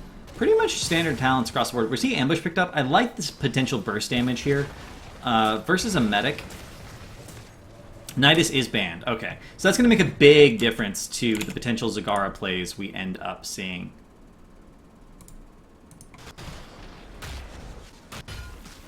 Nidus is banned. Again, 1 second, guys. Sorry about the noise.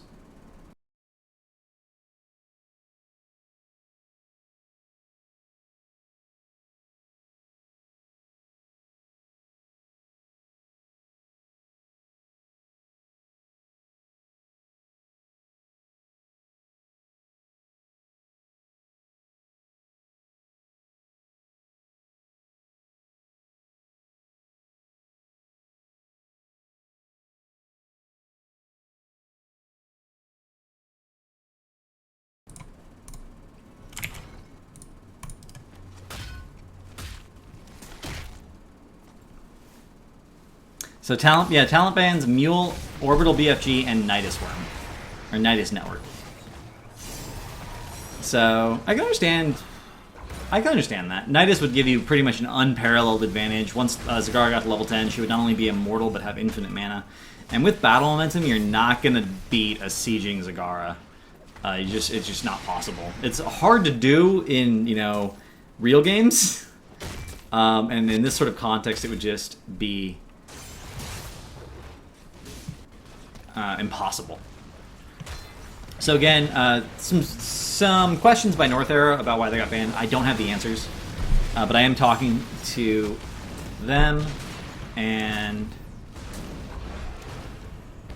letting them know they have to contact an admin to find out about it. And I'm not an admin for the tournament, guys. I'm just casting.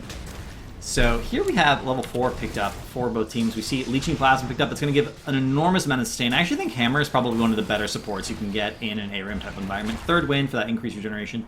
Focused Attack picked up. Going for that full damage, it might end up working out. Focus Attack seems so dangerous, but the burst potential is so high. Time Lost with Spider Cluster, so going for the full Spider build. Amplified Healing, Envenom Spines for that increased range, safety, block, Master Warp Blade, and Snowstorm picked up for Jaina. Orbital BFG. Orbital BFG is Hammer's level 20 talent. Every 5 seconds, the missile comes back and orbits, and it can kill buildings all on its own. So once you get level 20, you fire an Orbital BFG, you line it up so it hits multiple buildings, and it just eventually chunks everything down. If you line it up perfectly so it also hits the wave stays clear, so your entire lane stays pushed. It's a talent we've even seen in pro play in China a few times. China really likes to do it on Dragonshire because the middle fort, the middle keep, the core, and the lane all there's one spot where they all line up. So you can actually get a free middle keep, a free middle fort, keep the entire lane pushed all game long, and once those catapults spawn as a result of keep going down, not only does it damage core, but by keeping the lane pushed constantly, the catapults just walk straight to core. And it becomes a huge, huge, huge hassle for the enemy team to ever deal with it. So you can imagine how in an ARAM, that would be pretty brutal. You could actually put it here, and it would hit the wall, the fort if it was still up, and the thing. You could even put it here, and it would hit the keep and the fort, or on the core. Excuse me. So, yeah, you can understand why it's not banned. Also, Hammer is so strong defensively that you can probably get to 20 pretty consistently with her, and it's just a matter of your opponent can never win.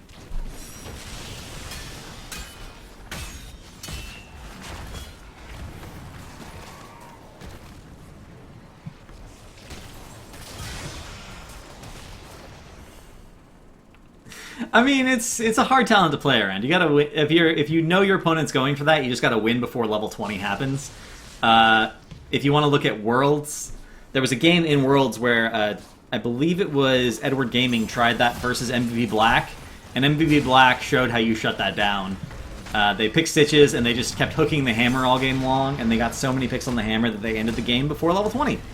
It's there's counterplay to it, but the counterplay involves making sure your opponent doesn't get to that late game. Yeah, again, for anyone who's looking at the bracket, North Arrow won that last game, but North Arrow is apparently disqualified for playing with a banned player. I don't know who the banned player was. You guys now have all the information that I do. I'm not an admin for the tournament, so I can't change anything about it. I was told by the admins that this is the correct bracket. This is what I should be casting. I know that Quamtug is looking for an admin to talk to about it, but I don't have any more information for you guys. If I did, I would give it to you. I really do think that communicating with the viewers is the best way to run a tournament. Absolute domination here, by the way, by this Tyrael team. They're just pushing. Jaina using Blizzard pretty much on cooldown to clear every single wave. And if the red team overextends at all, they're just getting chunked so bad that they have to back up.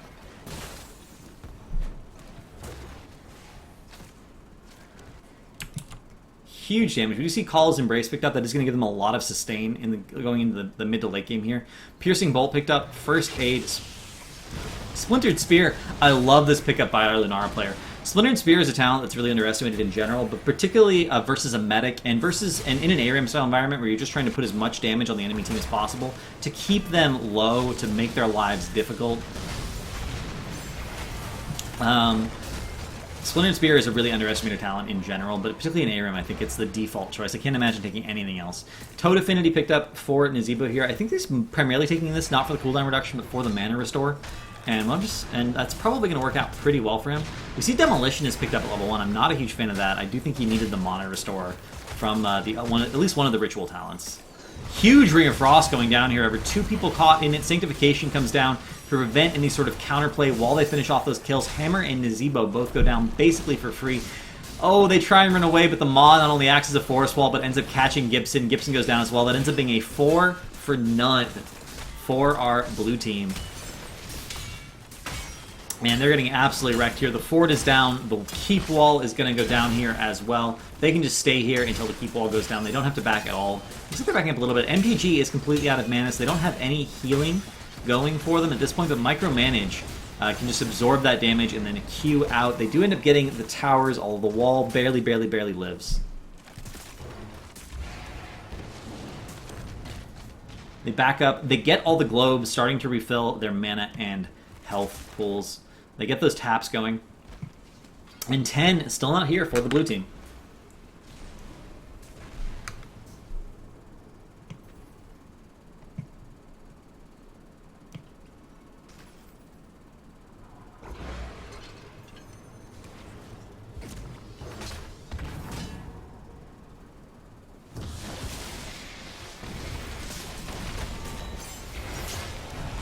Another fight going on in the middle. Another huge Ring of Frost catching 3 people. Oh, Hammer. This is the problem. This is the problem with Hammer sieging up. Generally speaking, and this sounds kind of weird, you want to play Hammer like a standard auto attacker. You want to stutter with her. You don't want to siege up. In sport, you don't want to siege up unless you're sieging a building or a wave, or you're 100% safe, right? You're 100% safe. You really want to play Hammer kind of like a Rainer, especially once you take the increased range at level 4 with Maelstrom Shells. You can be that safe. Siege damage siege mode only gives you 2 things. It gives you 3 things. It gives you increased range. It gives you increased damage versus PvE targets only, minions and forts and whatnot. And it gives you splash. It gives you those 3 things. If the splash doesn't matter, if you're trying to focus down a single target, doesn't matter, right? If the range matters, then you're being protected by your team, that's fine.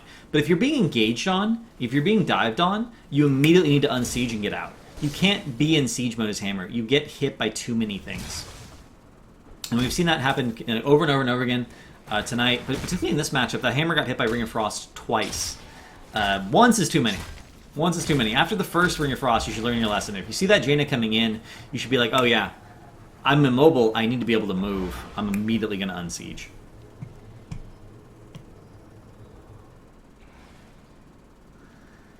$13 picked up. We do see Imposing Will picked up, an amazingly brutal talent to deal with on Tyrael, especially against a team of auto attackers. Also slows down the healing because of Leeching Plasma.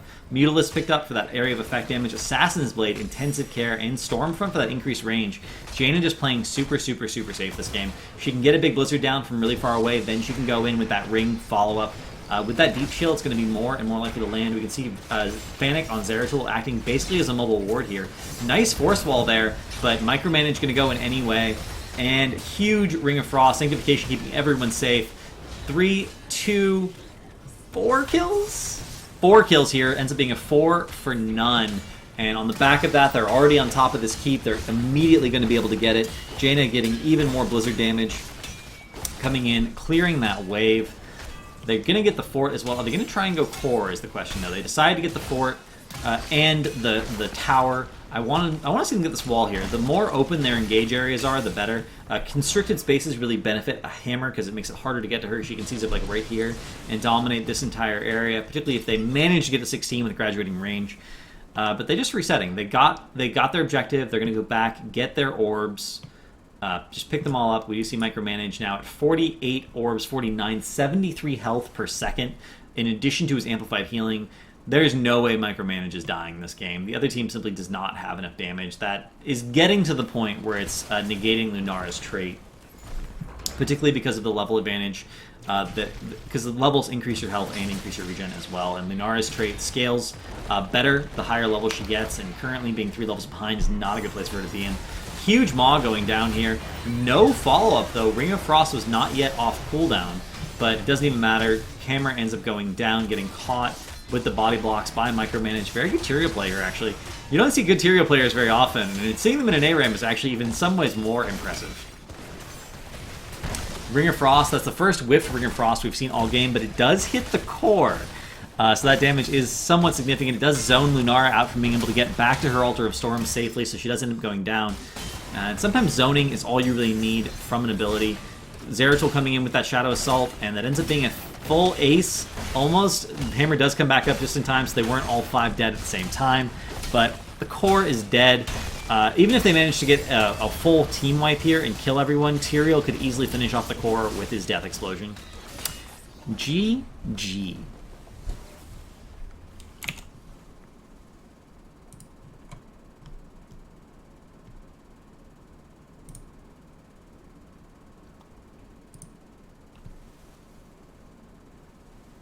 I'm not sure which team won there. Not gonna lie. I think Purple Vineman lost and Murky Without a Cause won. Yes, Murky Without a Cause won because MTG is on Murky Without a Cause, right? Yeah. Nailed it. Murky Without a Cause. So we're going to have Murky Without a Cause versus Murky Ness 2.0 in the finals. And those are starting right now. We're not even going to go to the intermission screen. We actually are going to go to the intermission screen because we are setting up the next lobby. Do a quick, actually, have a quick little heart-to-heart with chat. You guys watch a lot of ARAMs. You participate in ARAMs. You obviously love ARAMs if you're in this channel watching this cast. I'm gonna ask you two questions, and I want you to think carefully about it. What is the best support to have in an ARAM? That's question number one. And what is the best tank to have in an ARAM? Because there's lots of flexibility for what assassins you can have, and there's some arguable, top tier specialists. But what is the best support? What is the support? You queue into an ARAM. What support do you want on your team? You queue into an ARAM. What tank do you want on your team?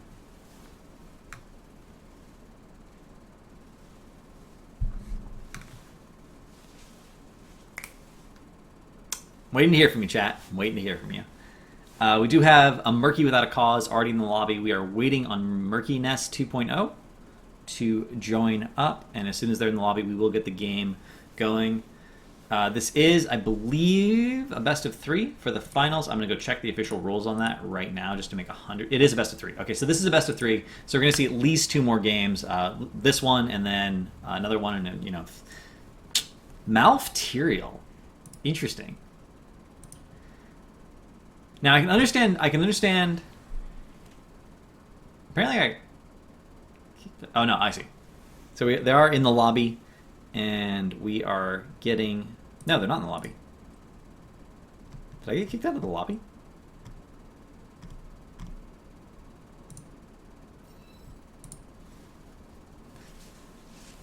Malfterial. Tyrael, I'm a little surprised about. Tyrael, I feel like doesn't add very much, and he has so many mana issues in general.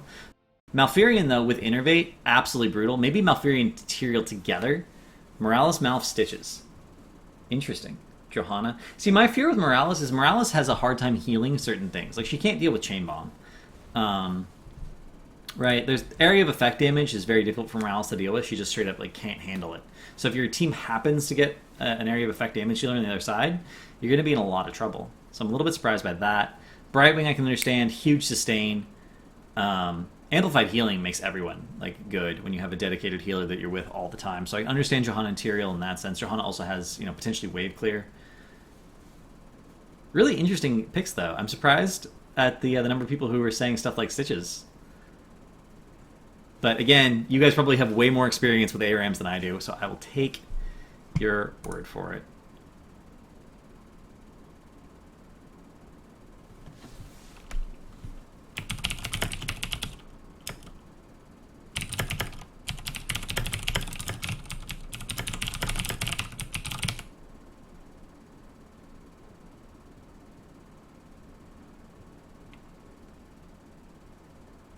Wait. Who's who here?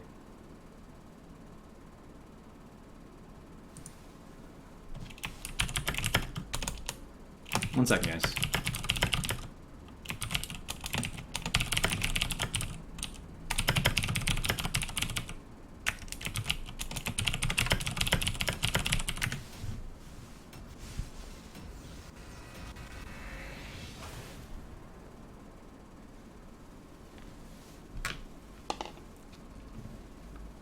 So the lobby is up. Both teams are ready, and we're loading into the game right now.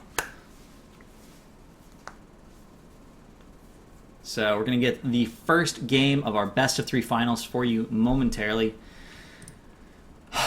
We have Murky versus Murky here, guys. We have Murkiness 2.0 versus a Murky Without a Cause. So who's going to win? Who's going to win? Is it going to be the 2.0, the Terminator of Murkies, or is it going to be the Rebel of Murkies, the Murky Without a Cause? The James Dean or the Schwarzenegger? Take your pick. Take your pick. Who are you rooting for? Who are you rooting for? Let's see it in chat.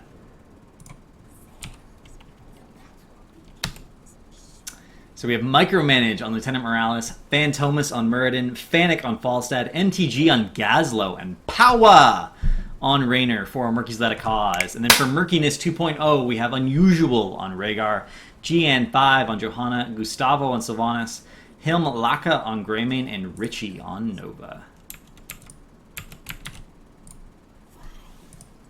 You see the Greymane going for the full cocktail build again. What's worth noting, the Perfect Aim does restore mana every time you hit a hero. Trauma Trigger picked up here for Morales, going for that sustain, make sure he doesn't destroyed. Gathering Storm picked up for Falstad, and that's going to do a lot of damage heading into the late game if he can manage to stack it consistently early game. We'll have to keep an eye out for that. Longshot picked up. I believe Nova has some regen talents at level 1, but picking up Longshot, going for more of a standard build. Seasoned Marksman picked up as well. Regen Master picked up for Gazlo. I like that. Paralysis. More Regen Master picked up for Johanna, and Colossal Totem picked up for Rhaegar.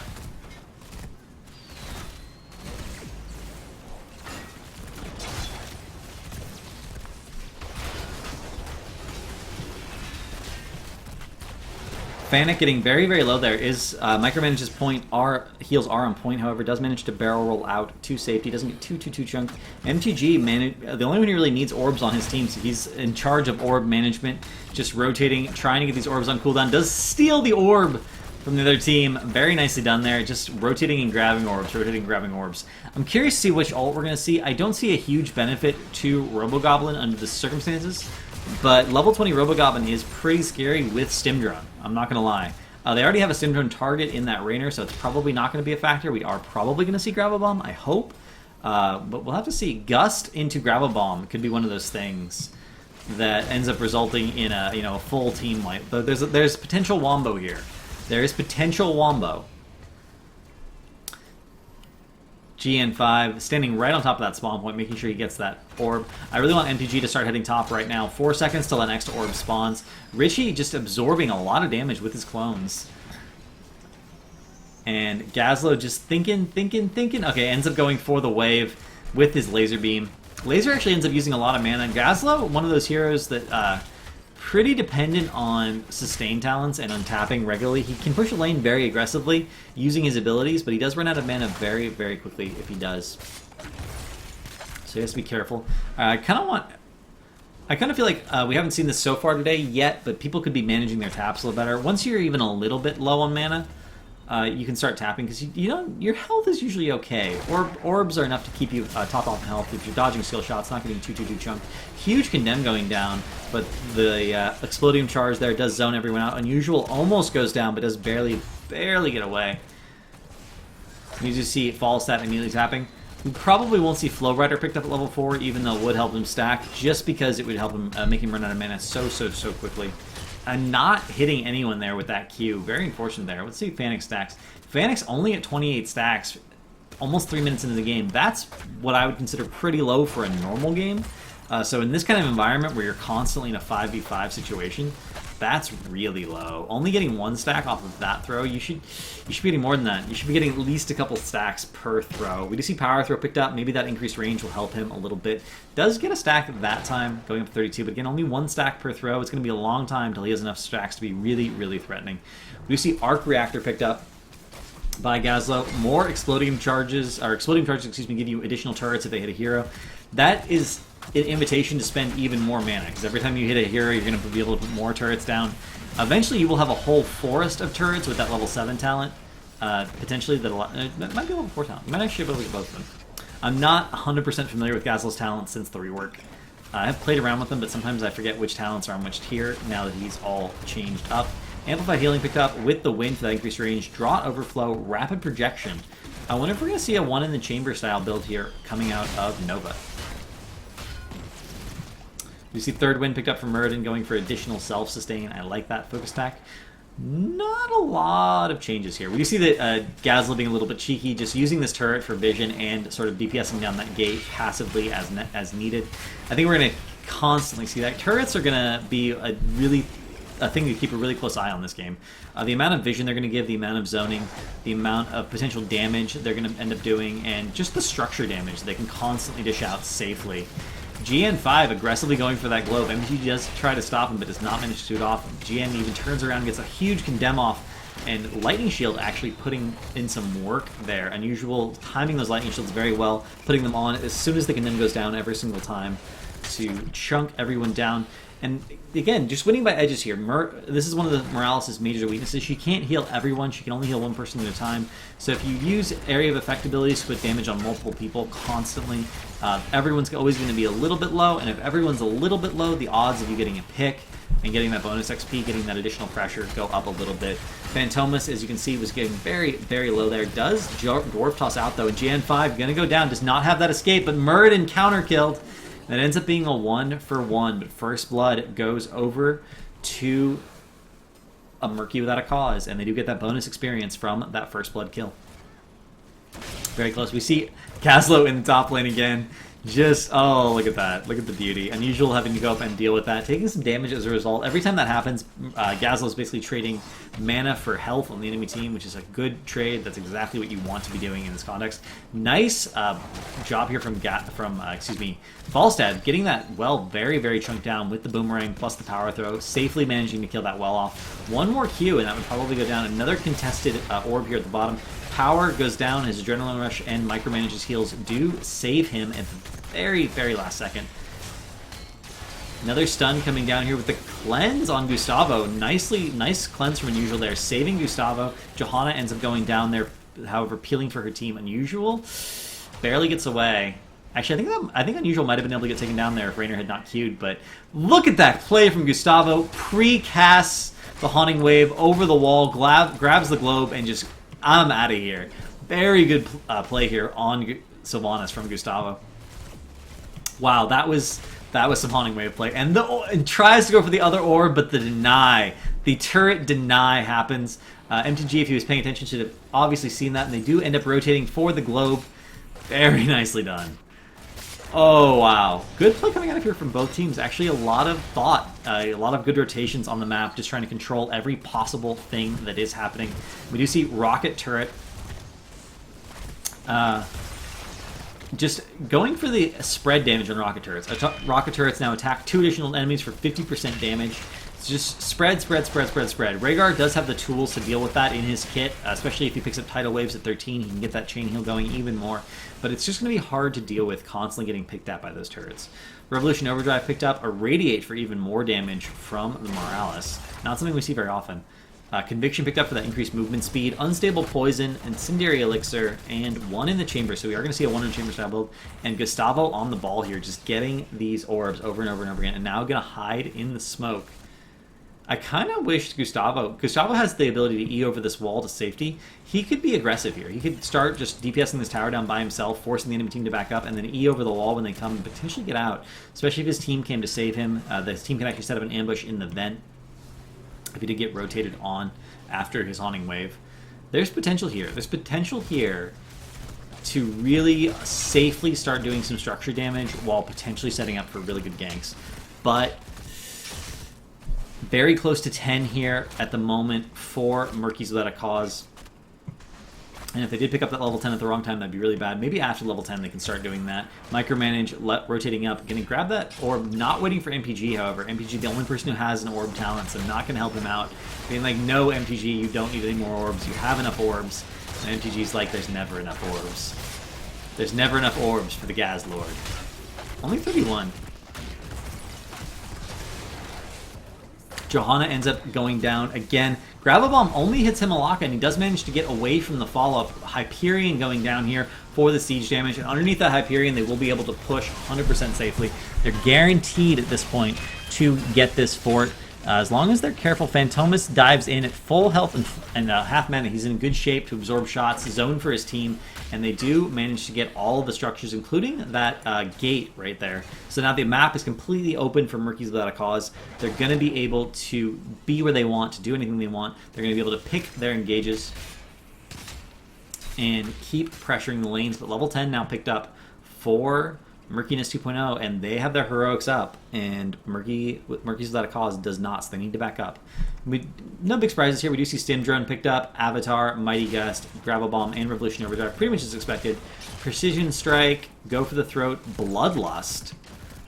Ooh, the Bloodlust. And Falling Sword value immediately picking off the medic. This is actually one of the most legit uses of the medic. Greymane goes deep, picks up the false step, but gets counter killed in the process. Power getting zoned for Fantomas. Fantomas is going to get very, very low here. And the condemn after the jump. Fantomas does not have an escape. 100% he goes down here. Mind control, meanwhile, on the Gazlowe, isolating him. The body blocks are real, and MPG is going to go down as well. Power just needs to back out at this point. And with the Sylvanas, all they need to do is push the wall. All they need to do is push the wall. The Sylvanas will 100% be able to keep them safe. They don't even need to clear the wave. They just need to push the wall.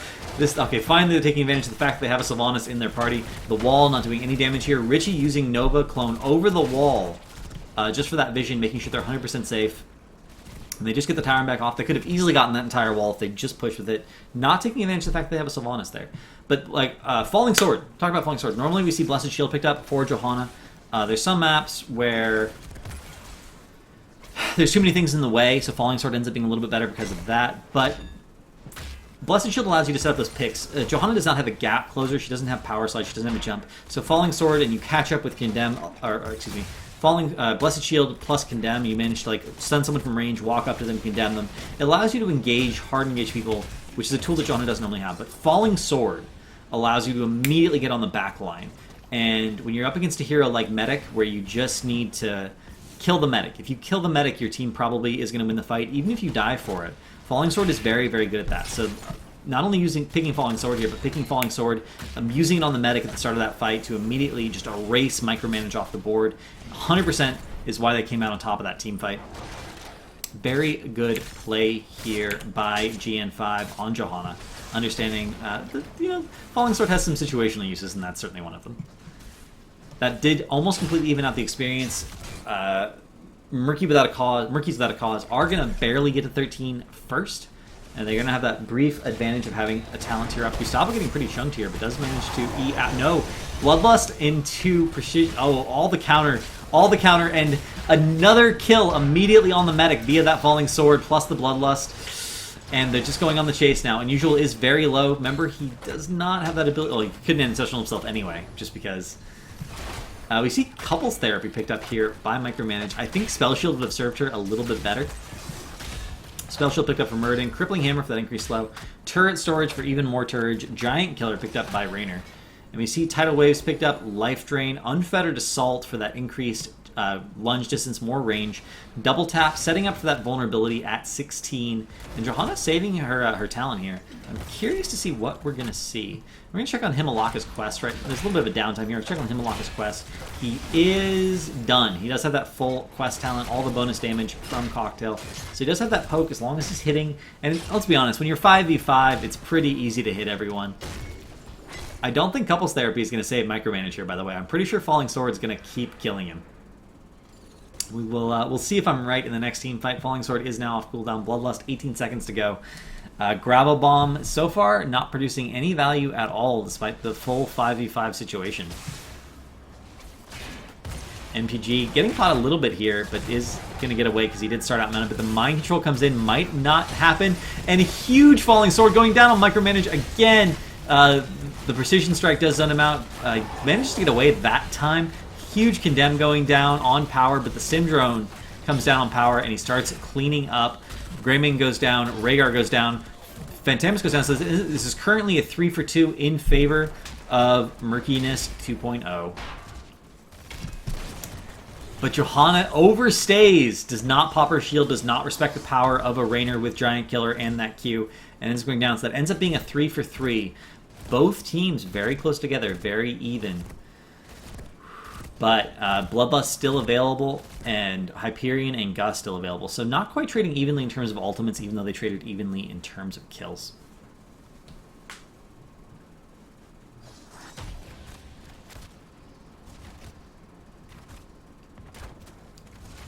Both teams at this point playing a little bit passively, waiting for everyone to come back to life. Gonna soak 16.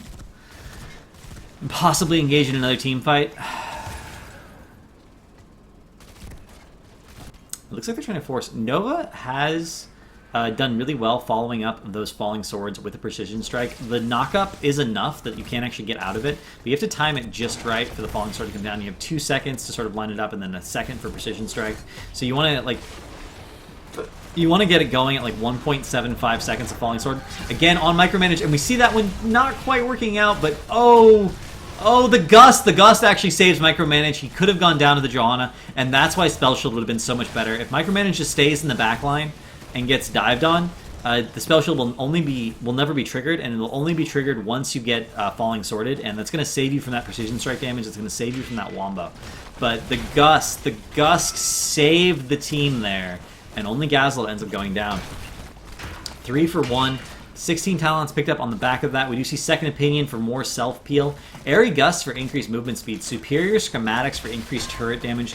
This is a turret build. Turrets all day long. Bullseye for that extra stun. Additional CC. Also gives Rainier basically the ability to help peel for the medic. Everyone needs to peel for the medic on the team. If the medic lives, the team lives. If the medic dies, you're in a lot of trouble. Muradin holding off on picking up his talent, but I'm pretty sure we're going to see Stoneform. Phantomas goes a little too far forward. Does not respect the Greymane, does not respect the tower damage, and ends up going down. Morales ends up going down as well, getting overstayed here. Power gets dismounted, but the Gust comes in and saves him. Fanic with the Gust, 100% the MVP this game of Murky's Without a Cause.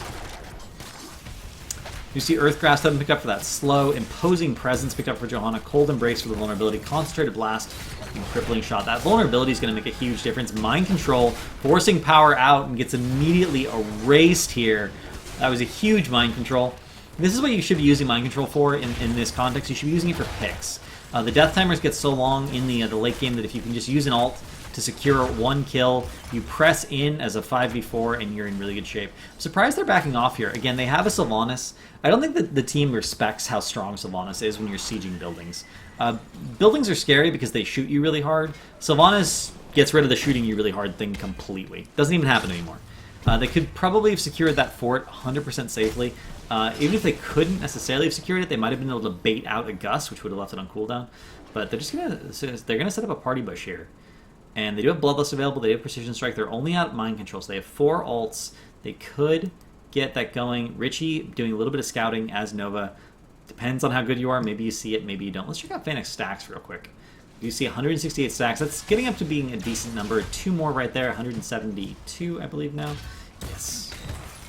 So 172 bonus damage every time Falstad throws out that Q and manages to hit a target. It's getting up to a pretty respectable number. I think it could be higher though. I think it could be higher in this context. Both teams posturing around. Neither one really wants to fight at the moment. Both teams are like, okay, we've been trading blow for blow. This is really close. Any single misstep could result in us losing a fort, could result in us losing a keep, could result in us losing the game. We just get too far behind. So both teams playing very cautiously. Huge stun going on to Himlaka there. Gets chunked really hard by the Fallout Boomerang as well, but does get healed to full. Is in good shape for the moment. Richie using those clones just to check every single possible event, making sure they're not getting ambushed, trying to zone. The turrets coming down constantly from Gazlowe, in the vents, everywhere, in the lane, just zoning, doing so much damage. Let's check out the Gazlord's damage here. 56k, 56,000 damage, keeping up with, Sylvanas and Greymane and a Raynor. Just about. Absolutely a ton of damage from the Gazlord all game long, and it's been so sustained, so difficult to deal with. Unusual has been straining his mana to keep up with the damage. And at this point, both teams are just doing the minimum. They're like, okay, there's no big thing going on here, but Richie gets caught by a Boomerang and ends up being absolutely fine. Absolutely fine. They don't go too hard on him. Nova is extremely vulnerable. I think they probably could have, if they aggressively committed, Muradin could have jumped over the wall, got the stun, and actually gotten a kill there. But they opt not to. They opt not to do that. They're just going to be patient. They're just going to keep pushing in. And we notice the fight started here, guys. This poking duel. This poking duel started here.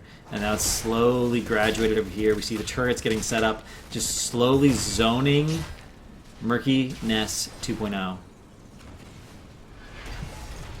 Other side of the map, but Murky Without a Cause is having none of this. They start to go in. They do end up picking off the Morales with that same combo of Precision Strike plus Falling Sword.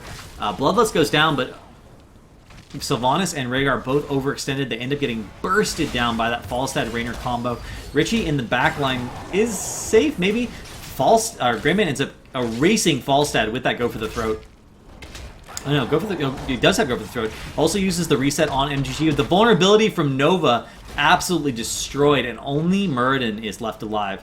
And again, but they don't have Sylvanas. This is actually critical that they don't have Sylvanas. They don't have any wave clear right here. They're going to have a hard time DPSing down this fort safely without a Sylvanas. Richie using the Nova clone to eat some shots there. Jian just decides to tank the fort until the minion wave gets there. Going to do a lot of damage. Muradin trying to push them off, but not entirely safe. And they do end up capping the entire fort. They get the wave pushed all the way to the wall. Greymane throwing out that cocktail, getting a little bit of wave clear, and they're not going to be able to do too much more than that. They just need to back off. The other people are going to be rezzing. They need to back off for health and mana.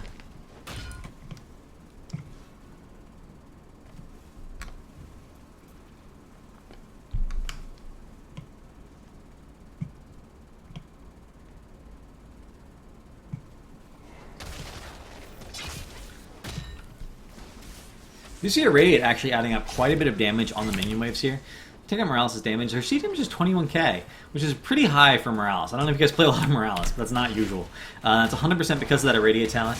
Jian going for this wall, but getting stunned out. Gazlo gets this arc reactor down, but is fine. Johanna actually falling. I was going to say she's falling swords out, but she actually falling swords in for the counter engage.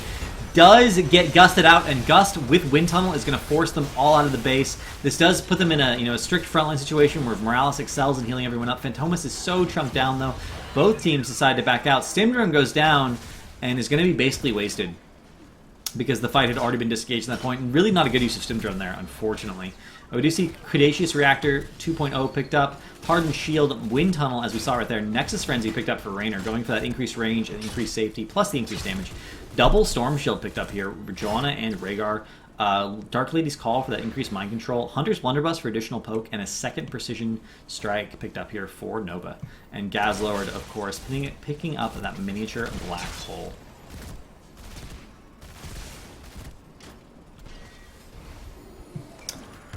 A Gravel Bomb at this point, with the size it is, could easily result in a 5-man wipe. Medic, however, gets mind controlled and immediately gets walked into the base.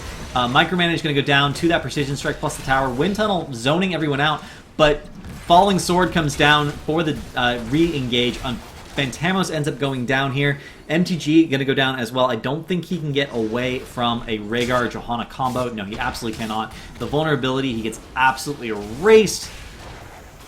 Crippling Shot did cripple him perfectly from that Nova. And they're finally using the Sylvanas. They're like, oh yeah, we have a Sylvanas. Let's just go for the buildings. It's 100% safe, guys. And they end up disabling that tower. As long as Sylvanas focuses on keeping the building disabled, everyone else can just zone for her, push, clear the wave. They don't have to worry about the buildings at all. Richie kept getting vision over the wall with that clone again. Really good clone use all game so far by Richie. Hyperion brought down defensively just to force them to disengage. But they're like, no, there's 5 of us, there's 2 of you. We have a ton of health. I see retreat pings, but I don't like that. We do have storm shields up. Richie is a little bit low. Richie could back off, but 4 people. But Richie, I mean, Nova doesn't really do siege damage, guys. They don't need Nova here to make this work. Mind Control comes off cooldown. Fennec almost goes down, but does manage to barrel roll out at the last second. And Greymane getting too aggressive, trying for that kill, does end up going down. They should have focused on getting the buildings down. Every building down is one less building they have to kill before they can go core. Now with Greymane down, they're forced to disengage and wait that full 50 seconds for him to come up. But the vulnerability plus the precision strike, Falstead gets absolutely erased. Unusual, out of mana, throws one last heal. Barely manages to get out. But a huge Gravel Bomb, potentially no. GN5 is the only person who gets caught. She's going to go down, but Storm Shield gets popped again. This is the advantage of that double Storm Shield. Richie, in the meanwhile, does have to run away from Muradin.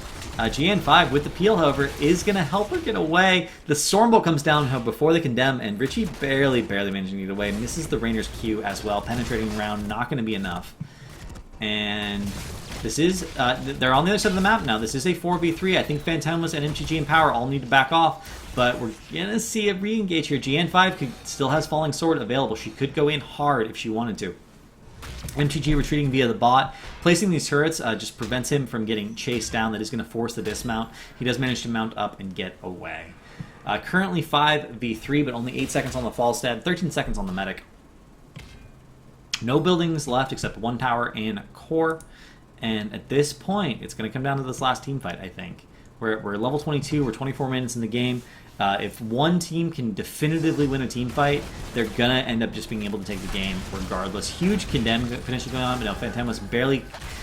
Oh, but mind control again, but with the Wind Tunnel Mighty Gust does save power from going down, and again the Sim Drone is burned, Hyperion burned as well, but it doesn't matter. All they have to do is back out, wait for those ults to be down, and they will be up. They won't have Mind Control or Bloodlust, but they will have Falling Sword, Goat for Throat, and Precision, whereas both Gust and Stim Drone will be down. Unusual, however, getting caught here, and 100% going to go down. Johanna aggressively going in with that Falling Sword. Massive condemn into the Precision Strike. Does immediately erase the fall stat. But we might see the first good Gravel Bomb all game. No, everyone gets out except for Himlaka. Himlaka gets killed off as a result of it, though, and now we're 2 for 2. Both Murky teams here trading blow for blow. Murkiness 2.0 and Murky Without a Cause.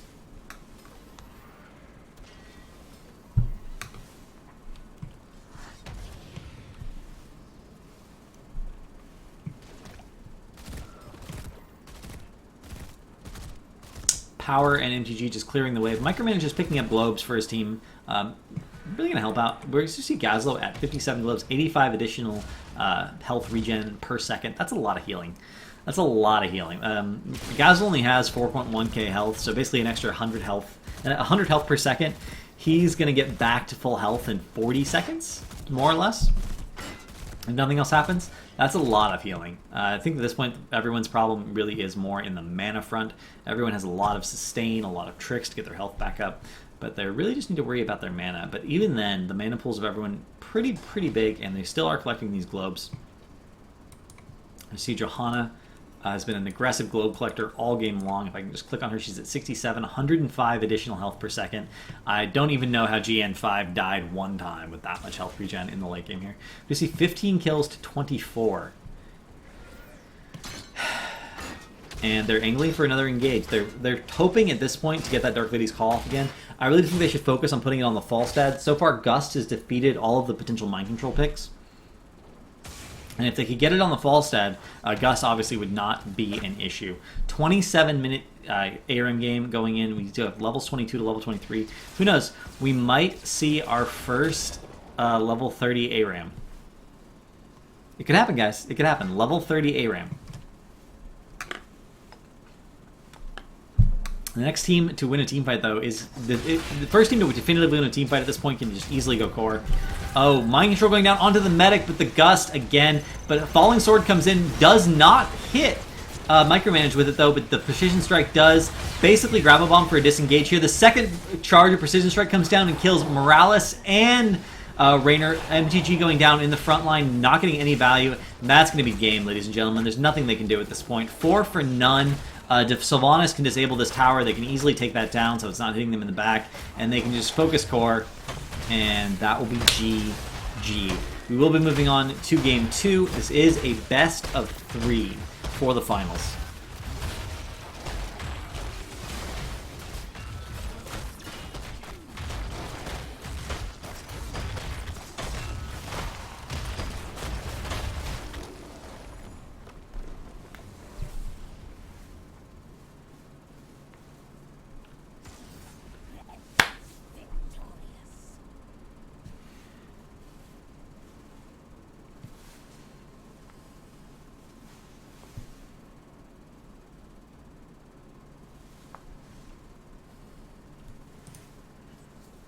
So, congratulations to Murkiness 2.0 for taking that first game in the series. And we will get that other lobby up in a minute. And we'll be right back with the Game 2 of the finals of NexARAMas number 7.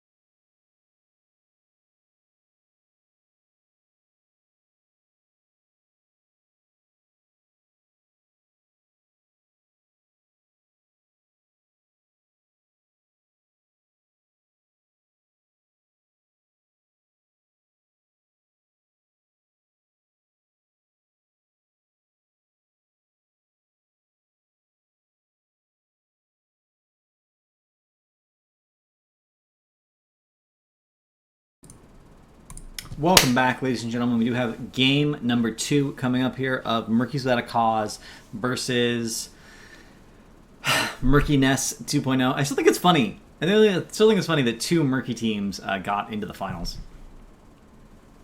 Maybe you guys don't think it's that funny. I think it's pretty hilarious.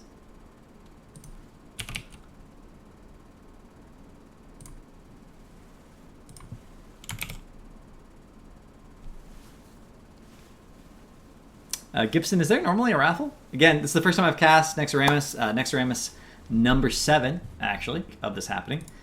And I have a message on Twitch. Oh, I can take care of that already. Sometimes when you're casting, you get messages and you're like, oh my god, did I forget to take care of something before the game started? What is going on? But no, turns out we're fine. Turns out we're absolutely fine. The game is finished loading, and we are in like Flynn, ladies and gentlemen. We have micromanage on Kerosene. Always seems to get the supports. I'm beginning to think that maybe this character only has supports, like this account. Phantomas picked up Butcher, Fanic on Nazebo, MTG on Dahaka. That should be really interesting given the amount of potential sustain he has. Power on Kael'thas. That chain bomb spreading is going to be real, let me tell you. Tassadar. Unusual on Tassadar. Gustavo on Johanna. Gian5 on Thrall. Richie on Sylvanas. And Himlaka on Li Ming. Here it is. The epic battle. Li Ming versus Kael'thas. MTG, not going to get super value. The fact that it doesn't have a mount isn't going to be a huge issue, but there's only so many events on this map, and none past the midway point, right? So he's going to have a little bit of trouble getting maximum value out of that Brush Stalker. But the Butcher stun is the perfect setup for drag. So Butcher charges in, Dahaka's already there, gets the drag as the follow-up to the stun. And if they can do that, particularly if they have even a Kael'thas stun as a follow-up, they're going to be able to just pick. Tassadar doesn't even have the option of taking Cleanse. So no counter to the stuns there. Lamb of the Slaughter are going to get so much value as well. And this is, I think this is pretty this is going to be a pretty one-sided victory, to be perfectly honest. Just based on the comps that have happened and the fact that both teams are so close together in overall skill level. Gustavo ends up going down first blood. A lot of fights happening here over the globes in the early game. We do see Tassadar and Johanna both picking up stacking globe talents. Li Ming going for that power hungry just for the increased mana regen and that increased damage.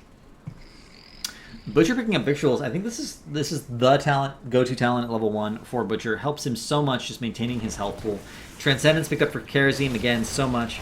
Death Ritual for the permanent increased stacking. I'm not convinced that's better than Blood Ritual, but we'll have to see how it ends up working out for him. Tissue Regeneration going for that increased regen. I understand that pickup just because regen, like maintaining your health is so important on this map.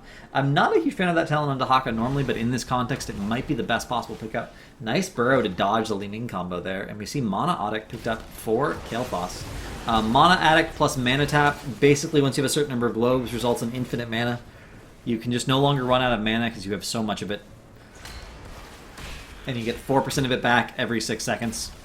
Which ends up being quite ridiculous. MTG going for a drag there, doesn't it, missing it. For those of you who've never played Dahaka, drag has a little bit of a wind-up, right? It's not like you just toss a ball. It's like you reach way back and then you throw the ball. A little bit of a wind-up. The payoff is that, of course, you get a 1.75 second stun instead of just, a 1.25 second stun or a 1 second stun. It is the longest non-heroic stun in the game at this point, tied with Arc Reactor, or Explodium Charge, excuse me, which also, has a wind-up a little bit. A big visible countdown. Very, very long duration stun, and using it as part of stun chains is pretty brutal. If someone sets it up for him, then it really can't be missed, and at that point, that person should be dead if everyone just turns and focuses them. Level 4 picked up here for both teams. You see Protective Shield picked up. I'm a little bit surprised not to see Healing Totem picked up here. This will help with Burst, but I think the Healing Totem would have gotten a little bit more sustain. Flail Axe, that increased length. It's going to give him more poke ability. Gathering Power picked up for Nazebo. I think we're going to see the full Toad build here. Hero Stalker for that increased Essence. Mana Tap, as expected. We see Leeching Plasma and Amplified Healing picked up here for Johanna and Tassadar, respectively. I'm a little bit surprised to see Amplified Healing picked up. I think Laws of Hope with its increased regeneration might be better, but in the late game, I think Amplified Healing does overtake it. Rolling Thunder picked up for that additional sustain. Lost Soul picked up for that reduced cooldown, and Triumvirate picked up for the main. Tassadar does get caught in a corner there, but using Dimensional Warp does manage, or Phase Shift, excuse me. Dimensional Shift. I got it like half right both times. Does manage to get out without getting picked off. Meanwhile, everyone rotating back just to pick up those globes. Power needs those globes. Really wants to get that shield up as soon as possible. Not a lot of globes so far for Tassadar. Only 7 going into the 4-minute mark. It looks like Murkies Without a Cause have done a really good job of zoning and grabbing these globes, keeping them all for themselves. We do see Power already at 15 in contrast to Tassadar's 7. That's quite a big deal. Tassadar picking up an 8th globe right there, finally.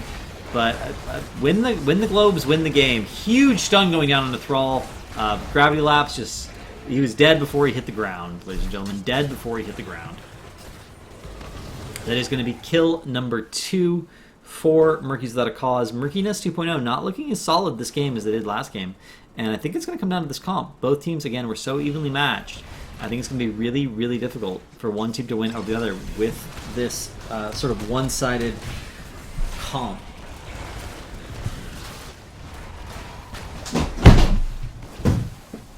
Sorry about that, guys. Cat came in, knocked something over, but we are back.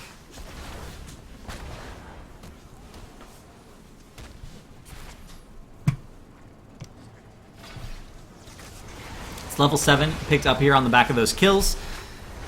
We do see Toads coming down, so with the full Toad build as expected. Cleanse picked up for Karazim. I'm a little bit surprised not to see Echo of Heaven. I don't think there's too many things that need to be cleansed except maybe Mind Control. I might have, if I thought she was going to go Mind Control, I actually would have held this talent to level 7 to see. But I think Echo of Heaven gives you so much value here that it should have been very strongly considered. Sunfire Enchant picked up, Essence Devour, Regen Globes now grant Essence. That's crazy. That's a crazy amount of Essence every Regen Globe. Basically, every 5 Regen Globes, Dahaka gets a full health bar. It's pretty good. It's pretty good. If he was going to go for that talent, I'm not sure he needed Tissue Regeneration, though. Tissue Regeneration, unlike the other regen talents for tanks, does currently cap at a fixed amount. And I think that either Primal Aggression, not Primal Aggression, Dark Swarm, to prevent incoming damage more, or Agility to make sure he can be maneuverable in fights, and get those drags off might have end up being a little bit more important. We do see Abattoir picked up for Butcher. This is like an anti-death talent. If you're confident you're going to die, you pick this up so that it's not as painful to restack meat. Particularly difficult to do on this map since there's only one wave every 30 seconds. You still do get 3 meat, from killing heroes, but it can be quite painful to restack meat as Butcher. Battle Momentum picked up for Johanna. Kind of surprised to see that just because it can result in using so much more mana. Kala's Embrace, Follow Through, Barb Shot, and Zay's Vengeance. Full orb build coming out here for Li Ming. Full orb build is one of the more mana intensive builds, but it is, the furthest you can stand back and do a lot of damage. So in that sense, I understand why she picked it up. She doesn't want to stand near Butcher. She doesn't want to stand near KT. She doesn't want to stand near anyone. She just wants to be 100% safe. Power almost goes down, but does manage to get out. Micromanage does get that W off and saves everyone, but everyone was very, very low. They all do tap, picking up regen globes in the meantime. And just sort of going to focus on zoning, getting this wave clear for the moment. Huge damage on Fennec. Huge orb damage coming down there. Fennec already at half. Let's see how much bonus health he has, actually. He's up to 260 bonus health and only 1 gathering power stack. 250 bonus health, not too much, but hopefully we'll see even more going into the late game here.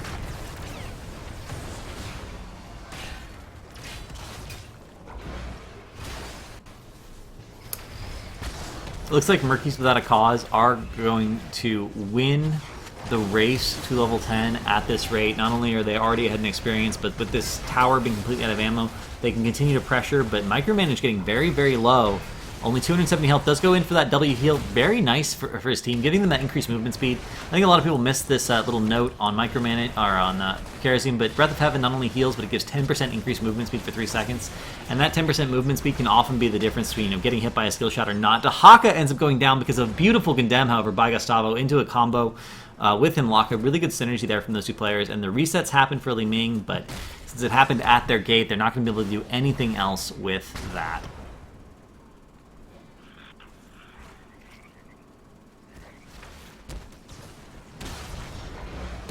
And we do see Li Ming using that orb build just to siege these towers. Magic missiles a couple patches ago, as everyone I'm sure knows, down to half damage to structures. So using the orb to siege the siege, I'm perfectly okay with. I don't think it's worth it for the mana cost to use the missiles based on how important mana conservation is in this ARAM style of fighting.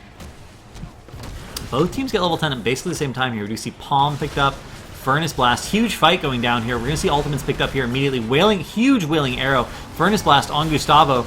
And with the brand, Butcher's going to be able to get him. It does get the stun, but then is forced to disengage. Butcher ends up going down, does not get out soon enough. Richie over the wall with that Haunting Wave and ends up being perfectly fine. Micromanage does have rating and dash up to get away, but ends up getting killed by the damage over time from Sylvanas' W. And that ends up being a 2 for none. Going into the first post-10 team fight. We do see Force Wall picked up, Blessed Shield, Sundering, Wailing Arrow, and Disintegrate. I'm really scared for our Li Ming player. Disintegrate versus a Butcher, he's going to be like, you self-rooted yourself. Tasty. Charge in with that Furnace Blast and just erase you. We do see Gargantuan picked up for Nazeebo, Isolation, Phoenix, Palm, and Furnace Blast, as already noted. Huge Disintegrate there. Nice Force Wall right there, preventing the retreat, forcing everyone to stand in the Disintegrate. Everyone gets chunked really, really low, but Thrall gets picked off, and they're forced to back off.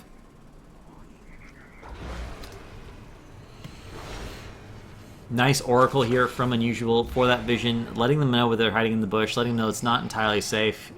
Toads go down, but only end up damaging the minion waves, so that does not get that cooldown reduction for Fennec. And Tassadar just starting to shield all the buildings. It's like, you get a shield, and you get a shield, and you get a shield. This is standard Kala's Embrace style play.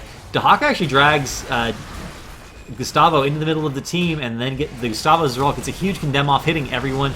Huge silence, huge sunder. I'm not sure dragging Johanna into the middle of your team is ever a good idea. MTG does barely manage to live through with the Burrow plus his self-healing. Sylvanas ends up going down 2 Chain Bomb spreads. Don't spread Chain Bomb, guys. Don't spread Chain Bomb. And Unusual pause the game. Not sure what the rules on pausing are. Normally, professional players get... in like professional tournaments, we give 2 pauses per team per game. So I'm not sure what the rules are on pausing for NexARAMas, but I'm willing to give it to him. Seems reasonable. A little bit of lag going down. So let's hear chat. Who do you think is going to win? I mean, obviously, if Murky's Without a Cause can play patiently and just let the other team spread Chain Bomb, they're going to win.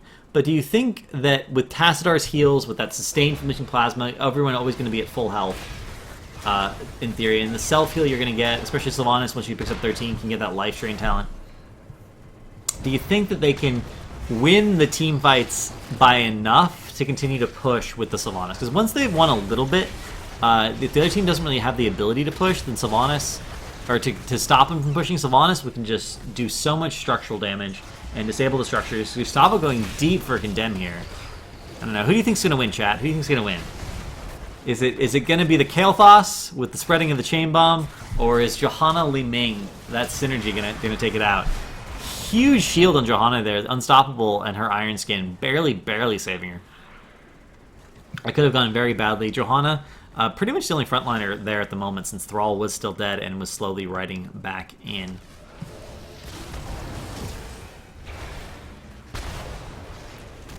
MTG, again, dodging the Li Ming combo with a Burrow. MTG is surprisingly good at using these Burrows. A huge drag going on to GN5, and he almost goes down, but the Sunder actually forces him away just before a Furnace Blast would have absolutely erased him. And Gustavo with the condemn for the peel. Both teams burning heroics for the saves. And both teams managed to get away with no kills going down to either team. 13 now picked up for the red team. Stuff happens, says the red team. Anyone else want to chime in and chat with your opinion? Spell Shield picked up. Toads of Hugeness for that increased damage. Spell Shield also picked up for the Butcher. Swift Pursuit. Every time Dahaka walks into a bush, he does get 20% increased movement speed until he leaves the bush, and then he gets 20% increased movement speed for 2 seconds after he leaves the bush. But again, not that many bushes on this map. Really only these 3, 4, 5 bushes. That's not a whole lot. Backdraft picked up for that slowing ability. Just going to force people to stay engaged, force people to stay closer together to help spread that chain bomb. I like that pickup. No real counters too slow on the other team. Burning Rage, meanwhile, picked up in the meanwhile for Johanna. Prescience, Spell Shield picked up for Thrall, Life Drain, and Glass Cannon. Li Ming just doesn't even care. She's like, what, Butcher? Dahaka? Kael'thas? These things concern not me. Glass Cannon, all the way. Stuff happens, and Captain Cardone goes to the blue team. Stuff happens in Captain Cardone. You guys are on opposite sides now. I don't know how you're going to deal with this. Huge Condemn into another big Sunder plus Wailing Arrow, but just not being able to finish off targets. NPG extremely low here. Butcher goes around the corner, but Richie, no. The Force Wall almost saves him, but the Chain Bomb ends up finishing off Richie on Sylvanas. Sylvanas so fragile. Not really much you can do in that scenario to not get absolutely erased. Once you're... Like, the way to live with Sylvanas is not to get caught in the first place. Once you're caught, you're gonna die. As we saw there. And it ends up, again, massive ult usage from both teams. Pretty much every ult blown on both teams except for Palm. Force Wall was used, but it has such a low cooldown, it's already back. Disintegrate was used as well, but again, such a short cooldown, already back up. But on the back of that, they're actually going to force this issue. They do have their wave pushed up. Phantomos on Butcher going so deep. And Himlaka actually manages to get the turnaround kill on him, punishing him for thinking that a Disintegrate Li Ming was not 100% safe. I can kind of understand. Palm ends up going down, but does not get triggered. Fennec at 140 health runs into Gustavo. Gustavo could actually kill him here, but no, he lives. He lives with the 83 health. Barely living through that. Everyone is so incredibly low. They did get that one kill, but now that they're so low, they need to back off. Tassadar, unusual on Tassadar, struggling to keep shields up on everyone. And Himlaka does not have enough auto attack damage to really heal herself up, even if she does get a shield, so she needs to go back and tap. Both teams even on experience, amazingly enough. Not quite even on structures. This fort is on its last legs. This fort is at pretty full health. The well has already gone down in the mid lane, and the mid well has already gone down. But both teams really hanging in there, trying their best. Johanna popping that Iron Skin. Gonna spread Chain Bomb to Unusual? No, does back off at the last possible minute. Almost spread Chain Bomb to Unusual.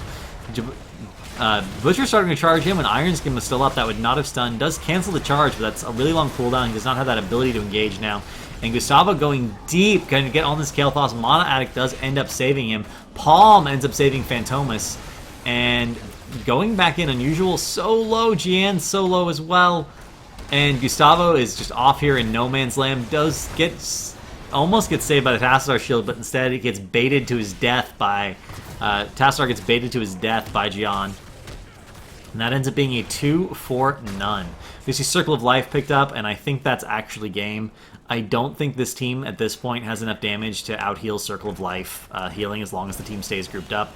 Blood Frenzy picked up for Butcher. Thrall just gets absolutely erased by the charge. Doesn't even need the follow-up damage. The charge was enough. Hardened Focus picked up for Nazebo. Even more damage coming out now. Elongated Tongue and Twin Spheres picked up for Kael'thas. That's going to give him a ton of sustain. Doesn't give him quite as much damage. He doesn't have that Sun King's Fury for those 400 damage auto attacks. Basically attacks as hard as a Greymane as long as he's attacking a target that has Living Bomb on them. But with Mana Tap, basically now has infinite mana. If he was going to go for that build, I'm surprised he didn't pick up Fel Infusion just for that additional self-heal, but I guess with Kharazim, he really has, at 16 plus, there's so much healing, he only needs to worry about dying, getting bursted down. He doesn't need to worry about not being at full health, because a single W will pretty much heal him to full now, as long as his team is all grouped up. And you know, why wouldn't they be grouped up? There's not really that much area of effect from the other team. They do have Wailing Arrow, they do have Condemns. Sunder is pretty good, as we see there. Phantomas immediately activating his ult, just for saying, stay engaged on me and you'll get blown up. Thrall ends up getting isolated and going down. Gustavo was here and Thrall was here. You really need the frontliners to kind of be closer together so they can both be supported. They can eat damage for each other. Thrall was just trying to invade that backline, and it did not work. And he hasn't been able to do it all game. He's constantly sundered and tried to go for the backline and constantly gotten shut down, and just has not worked out for him. I think it's time he adjusts his thinking and his strategy. We do see Tassadar picking up Dimensional Warp, Posing Presence for Johanna, Blood for Thrall, for that self-healing, I guess. I think it's a very huge risk there. Cold Embrace picked up, and Arcane Orbit. So the full orb build now completed for Li Ming. And if she can get these massive orbs, if you can start chunking everyone down, and see how much that is. Kharazim only got 3 people. Circle of Life, so there's only a bonus 30%, but Tahaka basically healed for almost a quarter of his health bar, and that's a tank's health bar, ladies and gentlemen. That's a tank's health bar. One of the decently high HP tanks in the game. Pushing 5K here at level 18.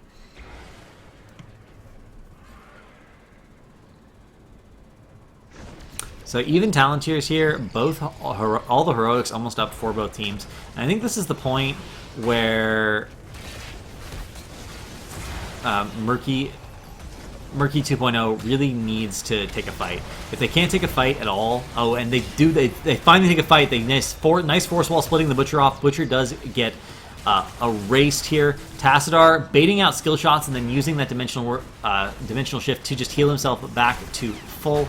And Himalaka coming in with the flank on the orbs. If they can get another kill, they can get those Li Ming resets going. That would be absolutely enormous. MTG is very, very low. And the caught in the zombie wall and the chain bomb Thrall ends up going down.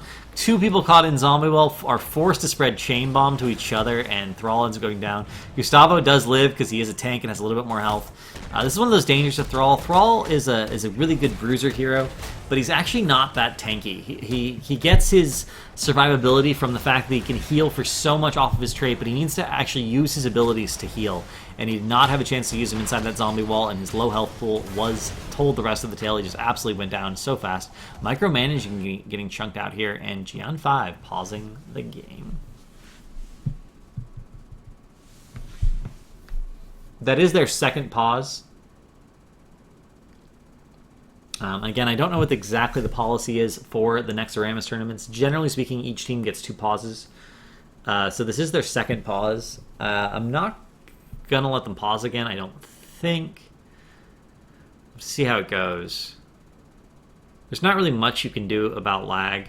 The best thing you can do about lag is make sure that whoever hosts the lobby is on a server that is the best compromise for everyone. It could be that the host of the lobby is on a server that's not great for Murkiness 2.0.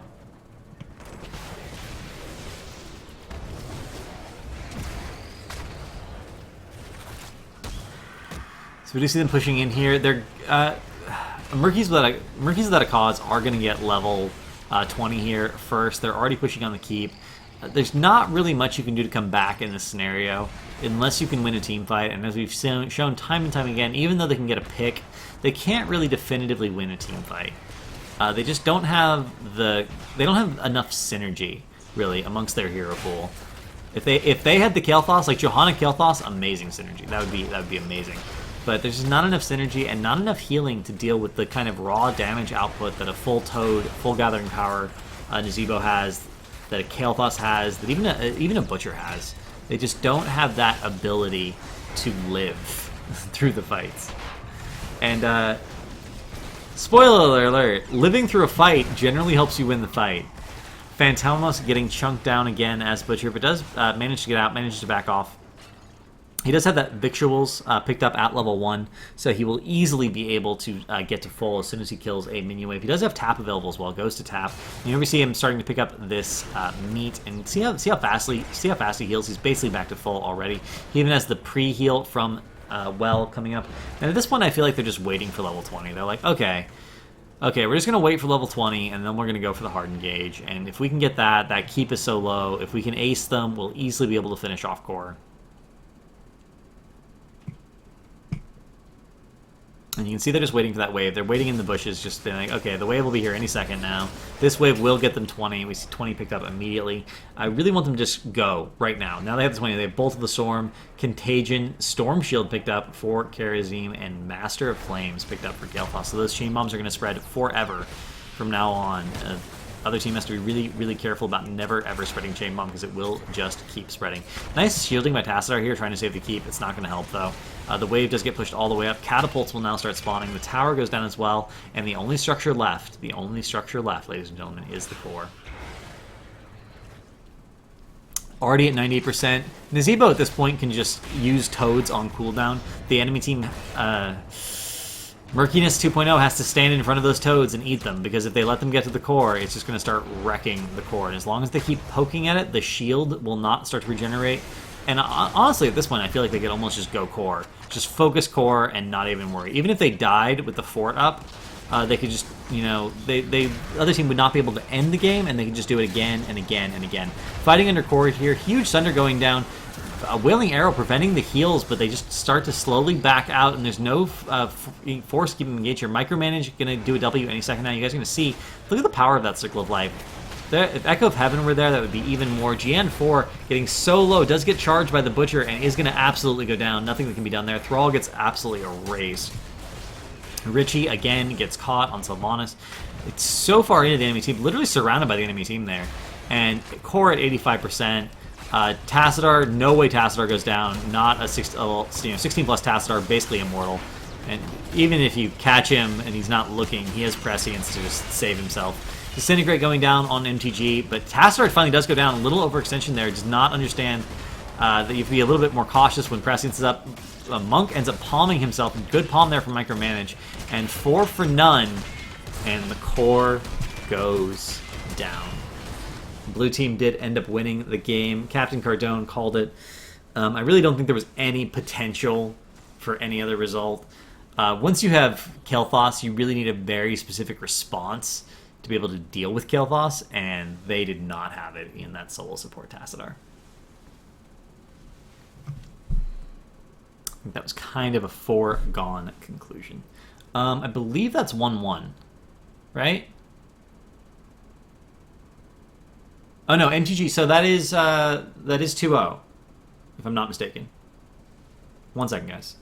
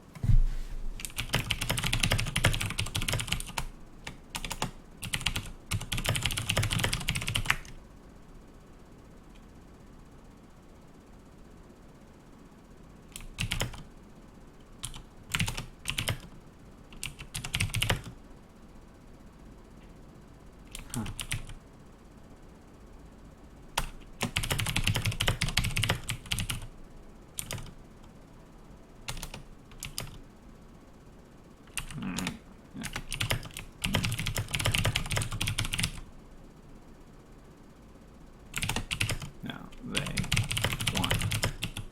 1 second, guys. I'm gonna actually mute it.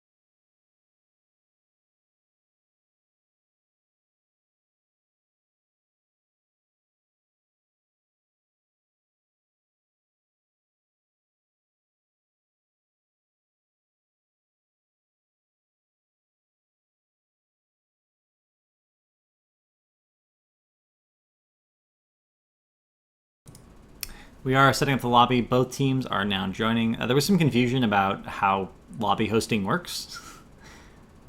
So we just got that worked out. Last game, apparently everyone was on US West, despite the fact that there are some East Coast players and some Central players. So I just wanted to make sure that the lobby was on the Central server, which will lag equally for everyone.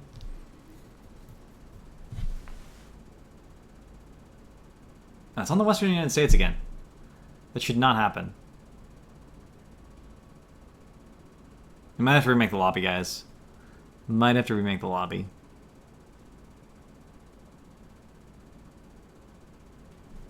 I'll let you know. 1 second.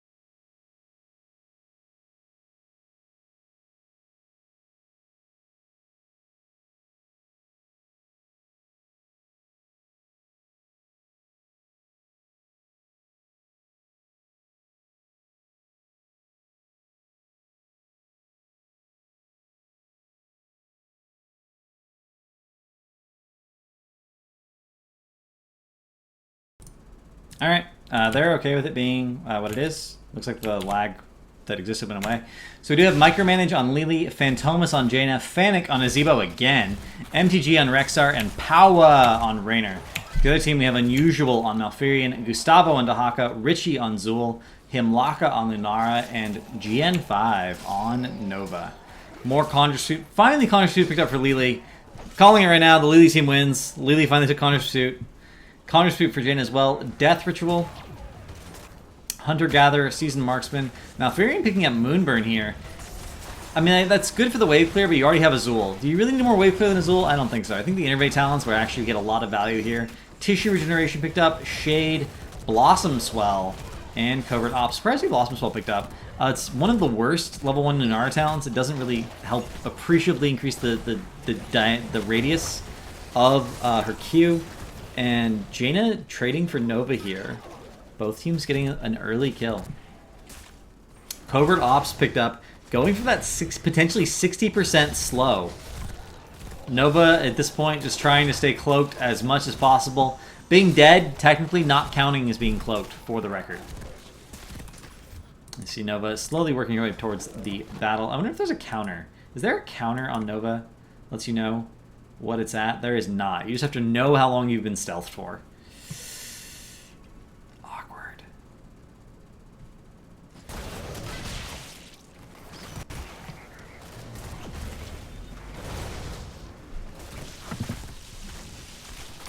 Both teams just trying to keep the lanes clear at this point, trying to manage their lanes. Power extremely low. And this is one of the huge risks of going Seasoned Marksman on Raynor. You end up, if you ever get chunked, Adrenaline Rush will not heal you to full, and you need to actually depend on your support to get you topped off. Seasoned Marksman does add a lot of damage over the course of a game, but with only one lane to stack in, it actually doesn't add that much. Raynor benefits a lot from his late game scaling, regardless of whether or not you have Seasoned Marksman, and Give Me More actually substantially increases the healing you get. Prevents you from getting bursted down, which is going to be a huge issue for this comp, just because of the poke damage from Lunara is going to keep everyone really low, and then Zul's going to come in probably with vulnerability at 16, and you're going to certainly have that vulnerability from the Nova as well, and you're going to get absolutely erased. This is one of the scenarios where you really want to play what the pros like to call tank Raynor. Give Me More at 1, and then Fight or Flight at 7 for the resistant property. Every time your Adrenaline Rush triggers, you take 25% less damage. No big surprises here. We do see Jaina getting erased. I was a little bit surprised by that. We do see Mass Vortex picked up, Snowstorm gathering power, Hungry Bear for a huge Misha sustain here, Focus Attack pick up for Raynor, Rampant Growth for super efficient healing for Malfurion. We're going to see level 7 to pair with that as well. Hero Stalker, Trag'Oul's Essence, Nimble Wisp, and Remote Delivery. So we're going to see another one in the chamber style of Nova. Wave clear a little bit weak on the other side with Jaina dead. And Blizzard, of course, is on a 15-second cooldown, so it's not something you necessarily want to use exclusively for wave clear. Nisha ends up going down. So sad. The bear is dead, ladies and gentlemen. The bear is dead. It's okay. It won't be made into a rug. It's going to magically come back to life. Just give it some time. Both teams just... This is an all-out brawl in the mid lane here. Dahaka almost gets chunked down, but does burrow. But Jaina gets the follow-up. Blizzard on that. Very nicely done. One of the things that... one of the huge risks of burrowing as Dahaka is that you can't cancel it early. You are going to be up in 2 seconds whether you want it or not. So anything that's there in 2 seconds, you're just going to eat it.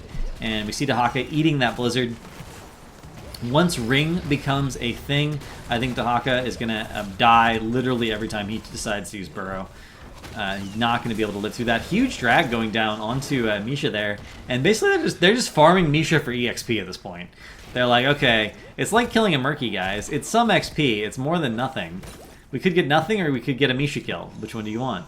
And they end up getting the Murky, the kills. 16 globes picked up for Rexar here. Bonus health regen. 16 already. Going into only the 5th minute of the game. That's 3 globes per minute on average. A little bit more than 3 globes per minute. Zool ends up getting erased by Blizzard underneath his own towers. That's pretty scary.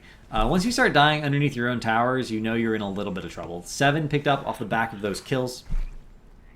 We do see Revolution Overdrive picked up, Toad Affinity, and everyone else sort of hiding their talents. Meanwhile, on the other team, we see Enduring Growth, Symbiosis. This is one of only 2 talents that can really increase Dahaka's damage at all, and I think in this constant 5v5 situation, this is definitely the better one at this tier. Wrathman's Blessing picked up for that super self-sustain. Siphoning Toxin picked up for Lunara. I think this is a terrible talent. Even in the context of ARAM, this is a trap. It doesn't heal for enough to matter. And Splintered Spear really would have strained the Lily's ability to keep up with that damage over time. We do see one in the chamber picked up as expected. Lunara ends up going down, down, down. Siphoning Toxin did not save her. Aspect of the Beast picked up. This is basically battle momentum on crack for Misa's charge. Charge comes up so off at this point. It is basically a mini power slide. It's such a great stun ability. Shake It Off picked up for Lily. And we don't see Tank Raynor happening. Honestly, guys, I expect Raynor to die a lot this game. We do see Power getting dragged into the root. And they might be able to finish him off. No. But Dahaka burrow, but does get caught in the wall. Richie actually saves him by cutting the wall down with his Curse Strikes. Very nice play from Richie. Very much a team player. Good coordination so far from both teams. Actually, making saves. 3 kills to 3 kills, almost completely even on experience. I do think that the heroics are going to go a little bit better for the red team, though.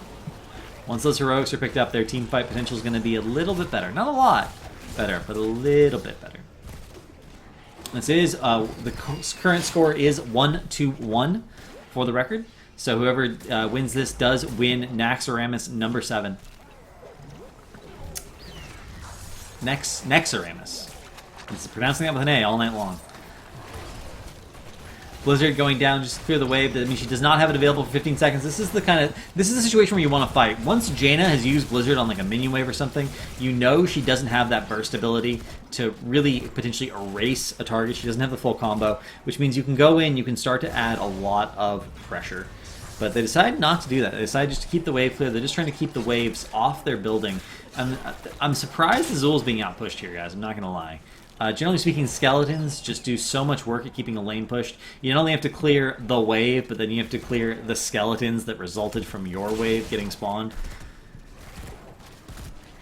And usually that's a bit of a hassle, but Zool doing the favor, right, of waiting till his wave is clear, waiting till it's on his towers, so that it's not doing quite as well as he's not doing quite as well as he could at maximizing out his trade and making it difficult for the enemy team to keep the lane pushed.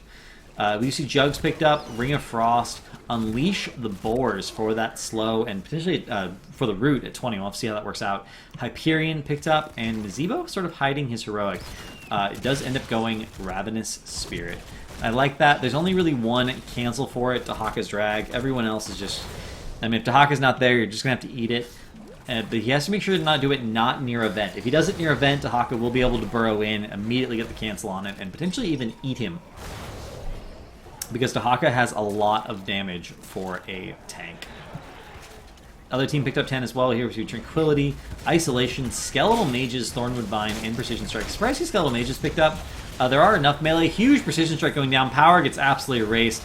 And I'm telling you guys, he needed to go tank Raynor. Malfurion, however, for the counter kill. Ravenous Spirit just in that backline doing so much work. Fennec not getting punished for that at all, despite the fact that mages were right on top of him. Just not dying.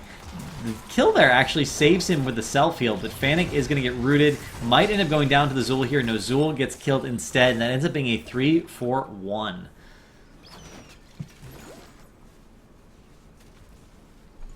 Really important. Really important that you interrupt that heroic as soon as Nizio puts it down, that you don't get distracted by the rest of the fight. Malfurion ended up going down almost right at the beginning there. He needs to pop Tranquility earlier. Tranquility is not a heroic that saves you from dying, right? It doesn't heal fast enough to actually save someone from death. Like, it's not an Ancestral, as an example. It's this is go time. We go into the fight, we're already at full health, we go into the fight with Tranquility already up, and the damage we take is going to get healed by enough that we don't die before we kill them. Tranquility was popped way too late there. Malfurion was basically already dead by the time it went off. He was a little bit out of position too, and that didn't help, but he really needed to pop that a lot earlier if he wanted to take the win there. This is one of the dangers of playing Malfurion. He's a very hard hero to play correctly. Huge Ring of Frost going down, but Zul almost managed to live. He was at 6 health, and then he got a little bit more damage and ended up going down. This is again one of those downsides to Malfurion. Drag on a minion. Oh, that's painful, Gustavo. Hit drag on a minion does go in. The W getting reduced cooldown as he hits it from people while underneath the ground. Not even sure how that works. How do you hit people with a sandstorm around you while you're underneath the ground? It's weird. Is it even a sandstorm? Like, what is in lore? What is this? It's a dark swarm. It's just a dark swarm. A swarm of what? Does he have like a little hive of bugs that follows him around? Like, what are these? The little flashes of light. Maybe they're fireflies. I'm calling it now, guys. Gustavo has a small contingent of fireflies that just like live inside his... I'm gonna go with tail. You don't see them, but there's little like fluted edges. See the fluted edges right there? Those are actually small deployment points, and every time he flicks his tail, Darkstorm just comes out. They get tired really fast, and they have to go back in. And that's why he can't have it up 24/7. 13 picked up for Murky's Without a Cause. We do see Hindering Winds picked up. I'm surprised to see that. Generally, when you go Mass Vortex, you go Surging Winds for that increased ability damage. We do see Icy Veins picked up, Toads of Fugius, Wildfire Bear, the Misha-specific version of Burning Rage, and Giant Killer picked up for Raynor. Going for this full damage version of Raynor. I really do feel like if they just focus on Raynor, they could pick him off. He's so squishy. Power ends up getting chunked really hard there. Precision Strike does come down, almost ends up killing them, but Cups does come down just in time for the save. Meanwhile, Rexar, massively overextended, does go down, but does trade for the Nova. Ring a little too early. Dahaka actually manages to dodge the ring. Just comes down a little too early, but Zul caught inside yet another zombie wall and goes down again. Zul trying to prove he's the better specialist, and Nazeebo being like, nah, bro. I have range and a wall. There's no way you're going to win against me. And so far he's been right, but let's see if Zul can potentially get something to happen in the meantime here. Ice Block picked up. Whirling Dervish for that reduced CC. Corpse Explosion picked up. Greater Spell Shield picked up for Lunara, and Double Tap for Nova, setting up for that level 16 vulnerability. And I think they need that 16 vulnerability. That 16 vulnerability is going to be the difference between these fights where they almost kill someone and a fight where they can just straight up erase a target and proceed to the next. Remember, she will have 2 charges of that vulnerability at 16 because of the double tap. It's going to be really, really significant going into the late game here. Check the damage real quick.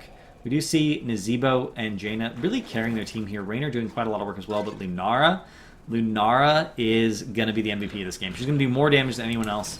But if that damage does not secure kills, it's not hugely significant. So we need to keep an eye on that.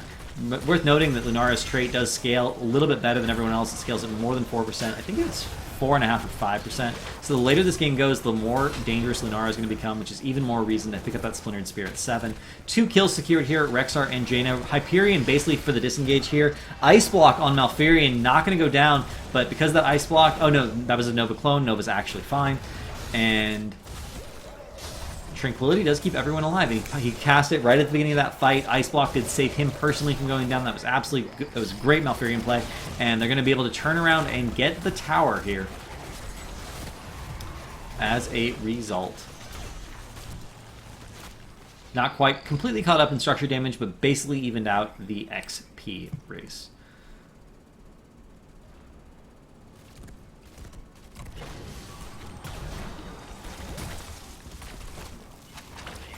Both teams at this point just jockeying for position. They're both trying to get 16. They're going to get 16 at about the same time, so no significant advantages picked up there.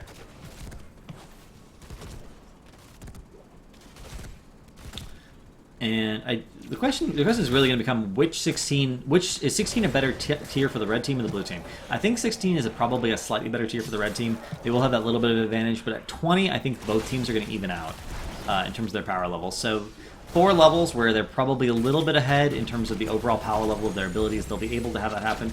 Precision Strike coming down, not really getting very much. Silence goes down, however, from the Dahaka. Nicely done, and Jaina ends up getting absolutely erased. 16 picked up on the back of that kill, and with that talent tier up, they might be able to have a fight here. But no, but Gustavo does have to back out because he is so very, very chunked. Elongated Tongue picked up. Lunara overstays her welcome, gets absolutely erased. 4v1, basically. Nova was there, but Nova's not really going to make a save. A huge mistake to stay overextended. When your tank backs up, you back up. If you're a ranged hero, you stay behind your tank. If your tank's not there, you're not there.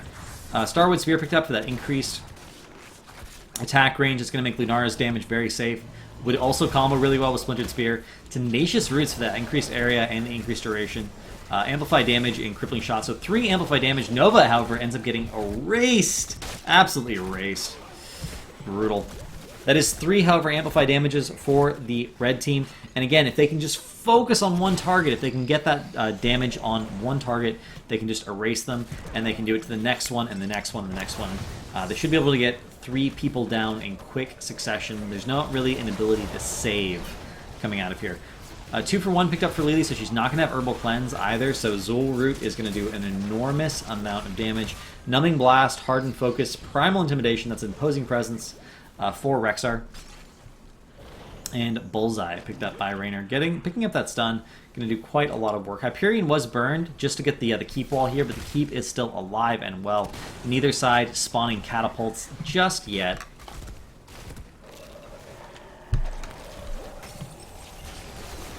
Ring going down only hits Lunara, but that might be enough. Lunara is really, really scary. Oh, Trank is popped. Ice Black for the skill shot dodge, and Unusual barely managed to live through it. Isolation goes down on Rexar. He does get silenced, but does not go down. Meanwhile, Misha goes deep for the Malfurion kill. Bannock gonna get killed by the nice Burrow, I believe. No, Gustavo just literally walked up to him. He's like, hey, bro, die. And he died. So that is now currently a 3-4-2. Dahaka has Burrow up in 3 seconds. He should be able to get out of this 100%. He just needs to remember that he has... Nope. Not enough health. That ends up being a 4-for-2. GN5 on Nova. Doing a little bit of work here. The silent work. Okay, no. Decides not to engage there. He's just going to hang out. Wait till his team come back alive. At less than half health and not really... it doesn't have Precision Strike up. Probably would not be able to really make anything happen here. And the keep will go down. And with that keep down, with all those team fights won, I don't think Red Team can really come back at this point. They needed to have better focus fire. They needed to pick a target and be like, this is the target we're going to erase. And it's one of those things when you have vulnerability, you can erase any target. right? If they could have killed, they have 3 vulnerabilities. They could have erased the Misha, and then erased the Rexar, and then erased the Jaina, and then erased the Reyna, right? Just, they should have focused, they should have, as a team of 5, focused whoever's out of position. And instead, we had Dahaka in the back line being like, I got Nazebo, guys. And we had Lunara in the front line being like, I got Jaina. And we had Malfurion being like, no one's feeling for me, I'm dead.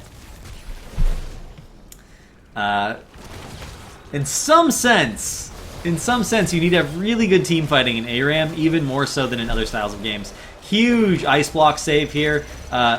Precision Strike basically being used to peel for unusual here, which is unusual, but does not end up working out. Malfurion does end up going down. Trank was popped, but not early enough again. This is, again, one of the hardest parts about playing Malfurion is treating Tranquility as an engage button and not as an emergency, oh my god, we're having a fight and we're going to die button. It doesn't work. Kung Fu Hustle picked up at level 20. Bolt of the Storm picked up from Nazebo. Kill Command for even more damage from that heroic. Dahaka just gets absolutely erased by the Rainer here. Nexus Frenzy helping out with that a lot. Improve Ice Block. And Richie going to go down as well. Nice follow-up stun by Misha to keep them in, and that's going to be game. All they have to do at this point is focus core. We do see Lunara did end up with top damage despite taking and not taking Splintered Spear at 7. That would have been even higher if she'd taken Splintered Spear at level 7. But it just didn't even really matter. The focus was so poor. They didn't have that same synergy they've had in previous games tonight where they were really working together as a team. I think maybe everyone are struggling a little bit because they're not as familiar with those heroes. I think that's probably what ended up happening there. So congratulations to, I believe that was Murky's Without a Cause. Yes, Murky's Without a Cause ends up winning the game and the set 2-1. That will be it for NexARAMas, or excuse me, for NexARAMas number 7. I said it right that time. Thank you guys for joining us tonight. I really appreciate it. I'm Cavalier Guest. You can find me on Twitch at Cavalier Guest. On Twitter, all the other things. I stream every weekday from like 1 to 5 p.m. Pacific Standard Time at least, and then I do casts like this at night, often for Chair League, other amateur tournaments. You know, all sorts of really cool things. So come back, check out my channel. I do a lot of HOTS. I do a lot of analysis, a lot of theory crafting. I do scrims. Sometimes I'll do like the old Science of the Storm videos. I'll do experiments to test mechanics. I do a lot of stuff like that. I also play a little bit of Hearthstone. There's some other games that happen on the stream, but HOTS is at the moment at least the main focus of my stream. Hopefully you guys enjoyed that, and I will hopefully see you around on my stream. I'll see you around in the community. Anytime you see me in a game, you're welcome to say, you know, hi, and keep an eye on my stream. I have some cool projects coming up that I think everyone will really love. And I'll see you in the Nexus. Have a good night, everyone.